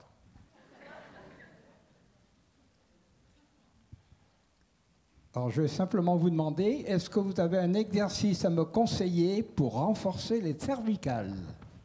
Parce que vous n'avez pas parlé de ça. Et c'est un tort, monsieur. Je vous en prie. Alors attendez, non, parce que sinon plus personne ne va poser de questions. Arrêtez. Non. Vous posez des questions, on ne vous appelle pas systématiquement. Hein, c'est, voilà. Vous allez nous expliquer ce que vous avez au cervical, monsieur, parce que quand même... Attendez. Vous vous appelez comment? Marcel. Marcel, c'est pas grave. Oui. Un adepte du vélo. Ah, bah c'est bien. C'est un sport merveilleux, ça. 100 km par semaine. 100 km par semaine. Et vous avez mal au cervical? Oui. À vélo? Non, mais je me suis calmé parce que j'en faisais le double. Mais vous avez mal quand vous faites du vélo ou en dehors? En dehors. Alors j'ai modifié le guidon pour redresser les cervicales. Ouais. Hein, et ça va mieux, mais quand même, il y a un point faible. Alors j'aimerais que vous me donniez un exercice. Moi non, mais Nordine va vous expliquer ça. Alors, qu'est-ce que tu peux faire pour Marcel? Renforcer les cervicales en elles-mêmes, non. Par contre, tous les muscles autour, toute cette zone ici, là, postérieure du dos et la partie au niveau de la nuque. Alors pour travailler cette partie ici, là, qui parce que l'idée autour des omoplates, ce que vous allez faire, c'est que vous allez... Je vous explique juste. C'est que les cervicales, donc ce sont les vertèbres qui sont dans le cou. Si elles ont de l'arthrose ou des trucs comme ça, il ne peut pas y faire grand-chose. En revanche, plus on soutient ces vertèbres par un renforcement de tous les muscles qui vous tiennent, et moins vous aurez de problèmes. C'est ça qui va vous dire. Mais sur les vertèbres elles-mêmes, il ne peut rien faire. Voilà. Mais il va vous aider à avoir moins mal au cervical. Allez-y, mon cher ami. Thank you. Alors là, vous allez tendre les bras avec l'élastique comme ceci, d'accord? Je vais vous le donner. Et le but de l'exercice, c'est que vous allez ramener les bras vers l'extérieur, d'accord? Donc choisissez une position, d'accord, avec les mains assez éloignées, comme ça il y aura moins de résistance, d'accord? Si l'exercice est trop dur, je vais vous en donner un autre. Voilà, très bien. Donc là, en gardant les bras, il faudra que le mouvement très bien. Vous revenez en position en inspirant. On revient en position en inspirant. Voilà, en inspirant, voilà, on regonfle les poumons et on expire ici, d'accord? Donc sur ce mouvement-là, naturellement, vous allez travailler tous les muscles, hop, fixateurs des omoplates, d'accord? Attends, Marcel, il fait l'inverse. Alors, on souffle ici, en ramenant les bras vers l'extérieur. D'habitude, on n'inspire pas pendant l'effort? Et on inspire ici, pardon? D'habitude, on n'inspire pas pendant l'effort? Non, on expire toujours pendant l'effort, toujours. Ah ouais? Ouais, toujours. Voilà. Et après, on regonfle les poumons en revenant en position initiale, d'accord? Ça, c'est un premier exercice. Okay, il y a différents élastiques qui existent justement avec différentes couleurs que vous trouverez dans tous les magasins que j'ai nommés tout à l'heure. Et en fonction de la couleur, vous allez avoir une résistance plus ou moins difficile. C'est valable donc, pour toutes les personnes qui voudraient s'enfoncer là. Pour tous les adolescents aussi également, qui ont tendance à avoir les épaules vers l'avant, cet exercice-là va vous permettre de repasser les épaules vers l'arrière. Ça, c'est le premier exercice. Pour renforcer, Michel a parlé des muscles. Je vous en prie, Marcel, on va se retourner un tout petit peu. Voilà, très bien. Pour tous les muscles du cou ici, il y a un exercice de gainage très simple. Je vous en prie. Hop. Lâchez l'élastique. Vous allez poser les mains, les bras le long du corps, très bien, comme ceci. Et là, je vais appuyer tout doucement avec ma tête, tout doucement, avec ma main, pardon. Et là, vous allez essayer de rester le buste droit, d'accord, la tête droite, voilà, comme ceci. Et là, on sera sur un exercice. J'avais envie de faire une prise de judo en direct, mais non. Et là, on sera sur un exercice de gainage, voilà, qui fera participer les muscles du cou. Ça, alors, bien. On peut le faire soi-même? Complètement. Alors bien sûr, là l'idée c'est d'avoir les bras le long du corps, donc je peux très bien le faire contre un mur, tout doucement, et j'exerce une pression, mais tout en restant avec le corps à la verticale. Et rien qu'en exerçant une pression ici, je vais avoir un travail de renforcement des muscles du cou. Vous avez des murs chez vous, Marcel? Non, mais moi j'ai un exercice que je fais régulièrement dans mon sous-sol, un exercice, j'ai une échelle qui est accrochée au plafond. Je m'accroche à l'échelle et je compte 30 secondes. Alors je ne sais pas si c'est... Voilà, oui, pour détendre le dos. Ah oui, oui, bien sûr, oui, complètement, complètement. Après, et cet exercice-là qu'on montre avec, pour Marcel, pour tous les boxeurs aussi, ceux qui font du football américain, alors là, Marcel, ne le faites pas. Oui, il y a beaucoup de gens là qui font du football américain dans la salle, je pense. Que je montre un peu les différents exercices. Donc là, ça, c'est la base de l'exercice. Après, il va y avoir ce type d'exercice-là, où vous allez vous allonger sur le dos comme ceci, et après, le but, ça va essayer de maintenir sur la tête. Comme ceci, voilà. Et là, je vais avoir un travail beaucoup plus important au niveau des cervicales. Vous pensez pouvoir le faire, Marcel? Non. Pardon? Le dos de chat, la position de dos de chat. Je vous en prie, vous êtes chez vous. La position du dos de chat. Celle-là, je ne la connais pas. C'est du Kama Sutra, c'est quoi? Ah, très bien. Non. Moi, je ne l'appelais pas comme ça. Hein. Alors là, bon. Non. Là, c'est très très bien. Ah bah, reste en position, Marcel. Je vous en prie. Reste en position. On va demander à quelqu'un de venir. Voilà. Donc là, très très bien pour étirer tous les muscles du dos, les épaules également. Et après, si vous voulez dissocier justement, étirer davantage le flanc droit du flanc gauche, ce que vous allez faire, c'est que vous allez mettre un bras le long du corps. Voilà, très bien. Le bras sera relâché. Et là, vous allez chercher en diagonale avant, comme ceci. Voilà. Automatiquement, là, vous allez étirer davantage le côté droit. D'accord? Et après, vous pourrez inverser, voilà, comme ceci. L'autre main reste passive. Et là, naturellement, je vais étirer l'autre côté. Donc ça, très très bon, que ce soit le côté droit, côté gauche ou les deux de face. Très bon exercice, Marcel. Merci beaucoup, Marcel. On l'applaudit. Marcel est un vrai sportif. Hein. 30 ans de course à pied et 30 ans de vélo. Eh bien, c'est bien. Regardez dans quelle forme il est, Marcel. Si avec ça, vous n'avez pas l'exemple même du sport. 4 fois 20 ans, jeune homme. 4 fois 20 ans, vous avez 80 ans, vous vous rendez compte?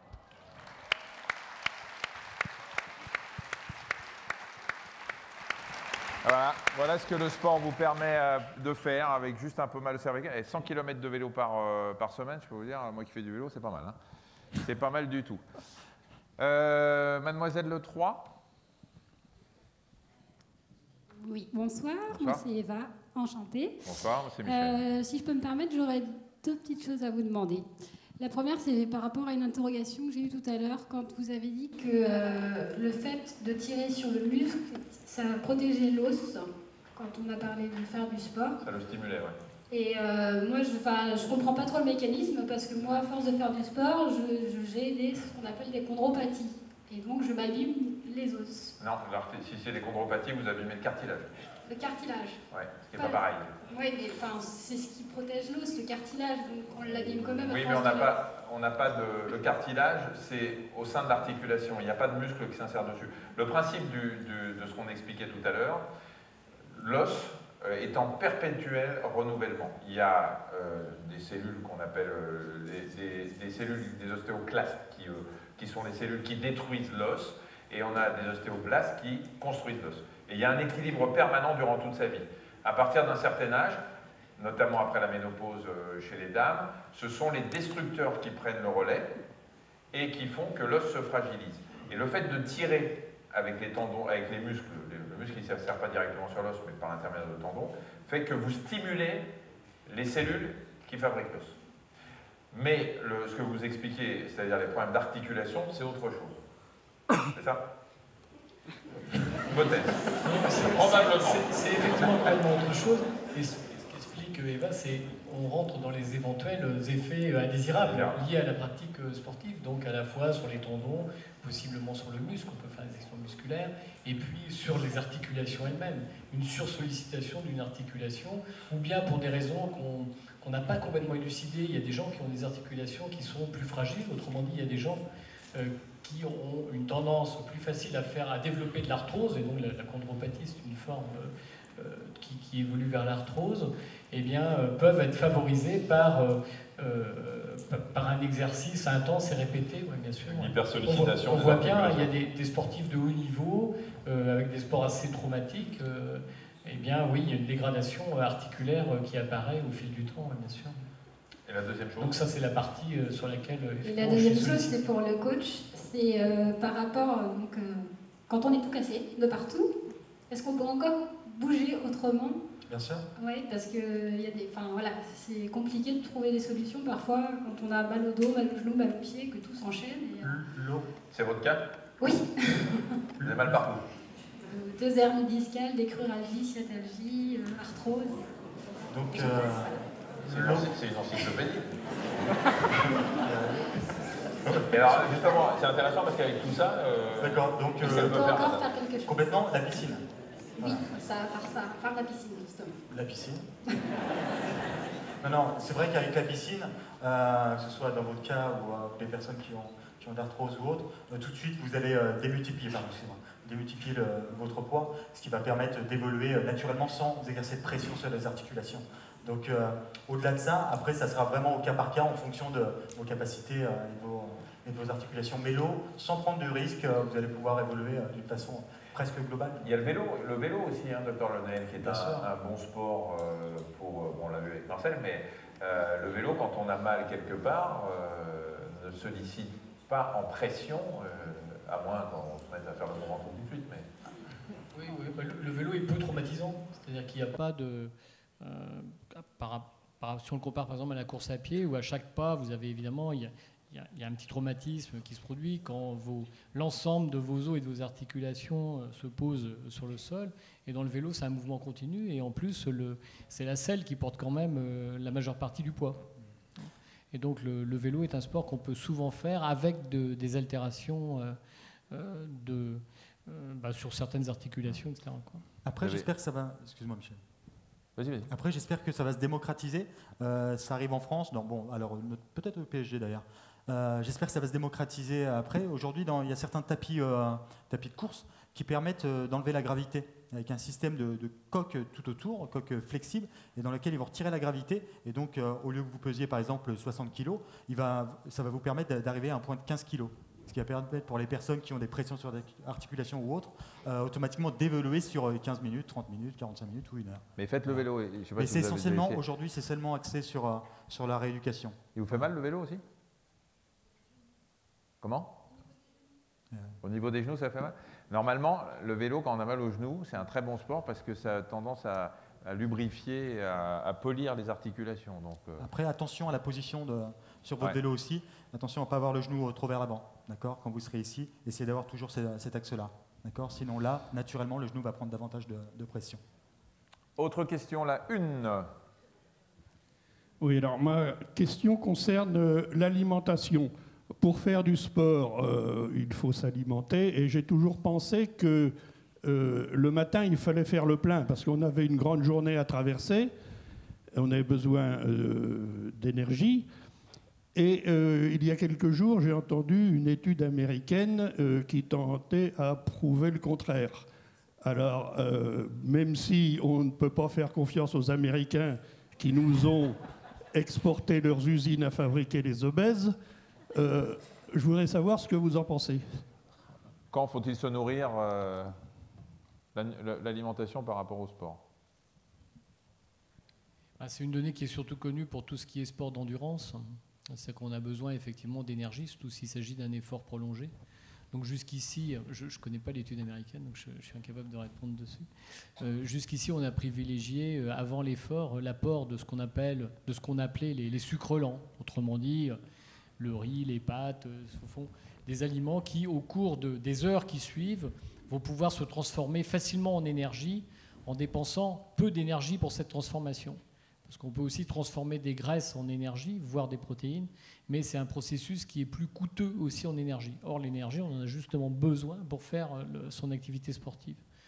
Donc jusqu'ici, effectivement, la règle, ça a été de privilégier ce type d'aliments parce que ce sont ceux qui, de la façon la moins coûteuse, se transforment en énergie. Et l'étude américaine, mais je ne sais pas. Donc voilà. 4.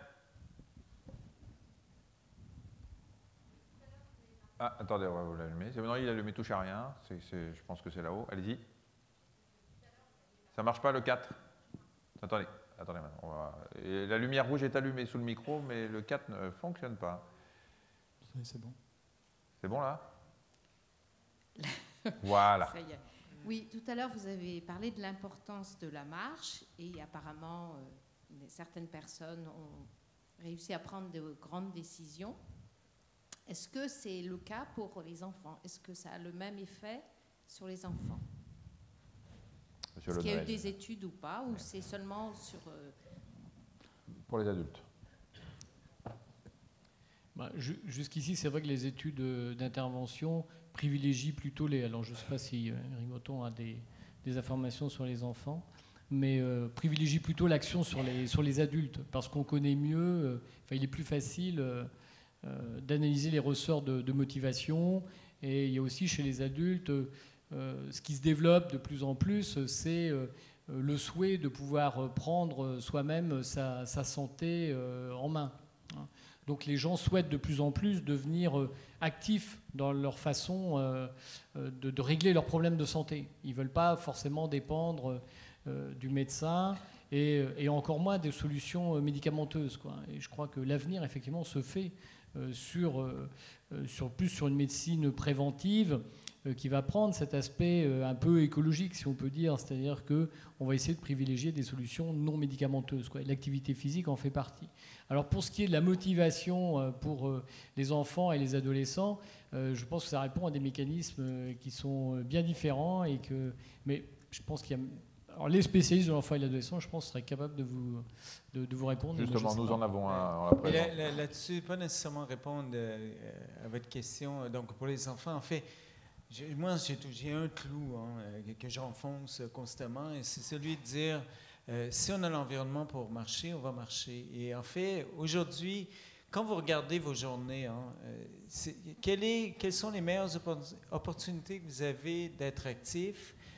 Dans une ville comme Rennes, c'est le transport. C'est le transport actif, et ça, vraiment, l'OMS et tout ça, les politiques nationales qu'on voit un peu partout, qui sont déployés un peu partout dans le monde, c'est de dire, écoutez, si on veut augmenter la dépense calorifique, augmenter le niveau d'activité physique, le gain où on peut aller chercher le meilleur gain, c'est dans le transport actif. Donc, et c'est la même chose pour les enfants. Les enfants peuvent être motivés. Moi, mes enfants vont à l'école à pied. C'est pas une question de motivation, c'est juste une question que tous les jours, la question ne se pose pas. On habite au bon endroit par rapport à l'école, et donc on va à l'école, et jamais ça me passe à l'esprit d'utiliser autre chose que nos jambes pour y aller. Et donc, il y a, je pense à une autre étude qui montrait en Chine ce qui est en train d'arriver, la catastrophe en Chine, où il y a une démocratisation de l'utilisation de la voiture. Et on voyait très bien les différences en termes de dépenses donc calorifiques à chaque jour entre prendre le vélo, prendre les transports publics et prendre la voiture. Quand vous prenez un bus ou vous prenez le métro ici, vous avez une dépense, un niveau d'activité physique qui est beaucoup plus élevé que quand vous prenez votre voiture. Donc, si vous restez debout dans le métro ou dans le bus, vous êtes encore là à un niveau de dépense énergétique qui est plus élevé que si vous vous asseyez. Surtout si on y va avec un Swiss Ball en plus. Dans le métro, c'est sympa? Oui. Voilà. Je passe. Ce qui est intéressant, pour continuer sur la réponse du médecin, ce qui est intéressant aussi, c'est de... Il n'est pas médecin, mais c'est intéressant. Ma faute. Il serait temps, ça fait 2 heures qu'on parle, Nordin, il serait... Ce qui est intéressant pour rester justement dans cet aspect ludique, et c'est vrai qu'un jour j'avais sensibilisé un ado dessus, c'est tout ce système-là de bracelet qui existe, de bracelet connecté, voilà, et qui va permettre de mesurer au quotidien son activité physique. En fonction de son âge, de ses capacités physiques et autres, le bracelet va déterminer un nombre de pas ou de calories ou de distance à réaliser. Et grâce à ça, il va pouvoir, à chaque moment de la journée, savoir où en est sa jauge. Et donc, à la fin de journée, l'idée, c'est que la jauge, avec différentes couleurs, soit remplie. Et c'est vrai qu'il y a des ados qui ont été sensibilisés là-dessus, parce qu'ils pouvaient m'appeler, me dire aujourd'hui, je me suis bougé 20 minutes, 30 minutes, où j'ai été, j'en sais rien, à la boulangerie ou autre. Et au final, derrière, ils restaient complètement statiques dans le canapé. Et moi, je leur ai dit, oui, mais attention, regarde ta jauge, t'en as fait qu'un quart, après, t'es resté statique à jouer à l'ordinateur. Donc, l'idée, c'est de chaque jour, de pouvoir faire en sorte que la jauge soit remplie. Ça, c'est un vrai coach personnel, que ce soit pour les ados, les adultes ou un... Et ça va être, c'est en train de se démocratiser, ça va être un des cadeaux de Noël cette année. Les objets connectés, si vous devez faire un cadeau à un ado ou un jeune, faites-le. Il y en a aussi, GoSport, Decathlon. Oui, il y en a partout, voilà. et ça devient, et il y en a ils viennent d'en lancer dans les grandes surfaces. Et ça, c'est pas très cher. Non. Ça fait un cadeau qui est motivant parce que c'est ludique. Si on vous dit, grâce à ça, c'est pas dommage. Je sais qu'Éric Breton n'avait pas l'air d'accord avec ses appareils, mais si on vous dit, il y a des études. Ça, moi, j'ai lu des études qui prouvent que quand c'est ludique, ça motive. Mais il y a d'autres moyens de motiver les gens. Non, il y a d'autres moyens, mais bon, si déjà on fait un cadeau, on cherche toujours des cadeaux pour Noël, etc. Vous dites par exemple 6000 pas par jour, parce que finalement le vrai chiffre, même si c'est les minutes qui comptent, mais si vous faites 6000 pas par jour, c'est pas mal. Je peux vous assurer que quand vous avez ça au bras et qu'à la fin de la journée, vous rentrez chez vous, que vous êtes en bas de chez vous et que vous avez fait que 5000 pas, ça peut vous énerver. Et vous allez refaire le tour du pâté de maison pour arriver à vos 6000. Non, mais en plus, après, on se laisse c'est idiot, mais vous fixez un objectif. Et les gamins, ils adorent être en compète en permanence avec eux-mêmes ou avec les autres. Et tous ces objets-là, ces objets connectés, vont leur permettre de se jauger, de se motiver, combien tu as marché hier, combien tu as fait, tout ça. Et ça, c'est essentiel. Et en plus, on en parlera une autre fois, mais il va y avoir maintenant des plateformes Internet qui vont vous permettre d'analyser, d'avoir les courbes et de savoir exactement tout ce que ça peut vous apporter. La 2. Bonsoir. Attendez, parce que je leur dis... La 2. Vous avez des curseurs, je crois. Oui, bonsoir et merci donc pour cette soirée. Donc, arrivé à la cinquantaine, on a souvent les enfants qui grandissent. Donc on perd... Même avant, hein, je ne sais pas si chez vous, ils ont grandi à partir de votre cinquantaine, mais... Je me doutais que vous alliez rebondir là-dessus. Donc les enfants sont adultes et puis donc on leur vit et donc on perd quelquefois son travail, on a des difficultés dans la vie. Et donc je voulais savoir, donc avec de l'obésité, faut-il maigrir pour faire du sport ou faut-il... Ou est-ce que le sport fait maigrir? Voilà. Alors, le sport fait maigrir ou pas?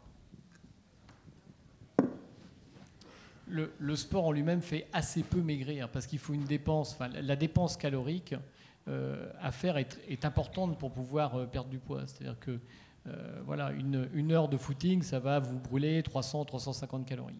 Ceci dit, à partir du moment où vous rentrez dans une démarche d'activité physique, vous rentrez aussi dans une autre démarche dans le rapport que vous avez avec votre corps et avec le reste de l'environnement concernant votre santé.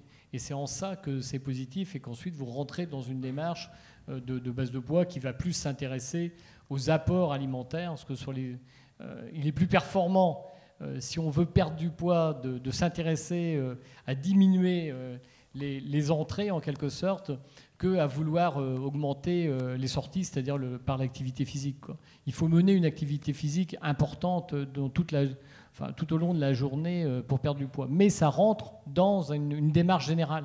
C'est par ce biais-là qu'il est intéressant de faire de l'activité physique. Il n'est pas nécessaire, bien entendu, de perdre préalablement du poids pour engager une activité physique. Ouais. Mais le sport, ce que ça fait aussi, c'est en fait, qu'est-ce qui fait manger, hein? C'est le stress, les angoisses, hein, les soucis. Évidemment, quand on est stressé, qu'on est angoissé, je ne sais pas, on a plus tendance à avoir cette envie de manger et tout ça. Et le sport, non, ça ne fait pas maigrir, effectivement, pas dans le sens où la dépense calorifique est assez importante pour compenser tout ce qu'on a mangé à côté, sauf qu'elle fait une petite différence, elle nous fait penser à autre chose, elle fait qu'on se sent mieux, donc on pense moins à manger. Donc là-dessus, et c'est vrai aujourd'hui, les campagnes qui se font nationales ici en France, ailleurs dans le monde, c'est toujours allié maintenant, depuis plus d'une dizaine d'années, on allie toujours la question nutritionnelle avec la question activité physique. En tout cas, les campagnes gouvernementales, vous remarquerez, hein, maintenant c'est comme ça. On ne parle jamais de maigrir sans parler d'activité physique en même temps, parce que les deux se complètent. On prend une dernière question, la 4, vous avez quelqu'un? Ouais. Dernière question, parce qu'il commence à se faire tard.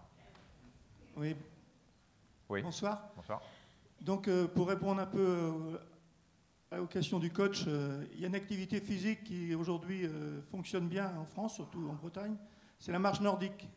Donc la marche nordique, en fait, je suis animateur, donc je ne sais pas pour défendre ma boutique, mais on a de l'échauffement, on a aussi quand même après à peu près 3/4 d'heure de marche en ayant une progression sur un trimestre, voire sur une année.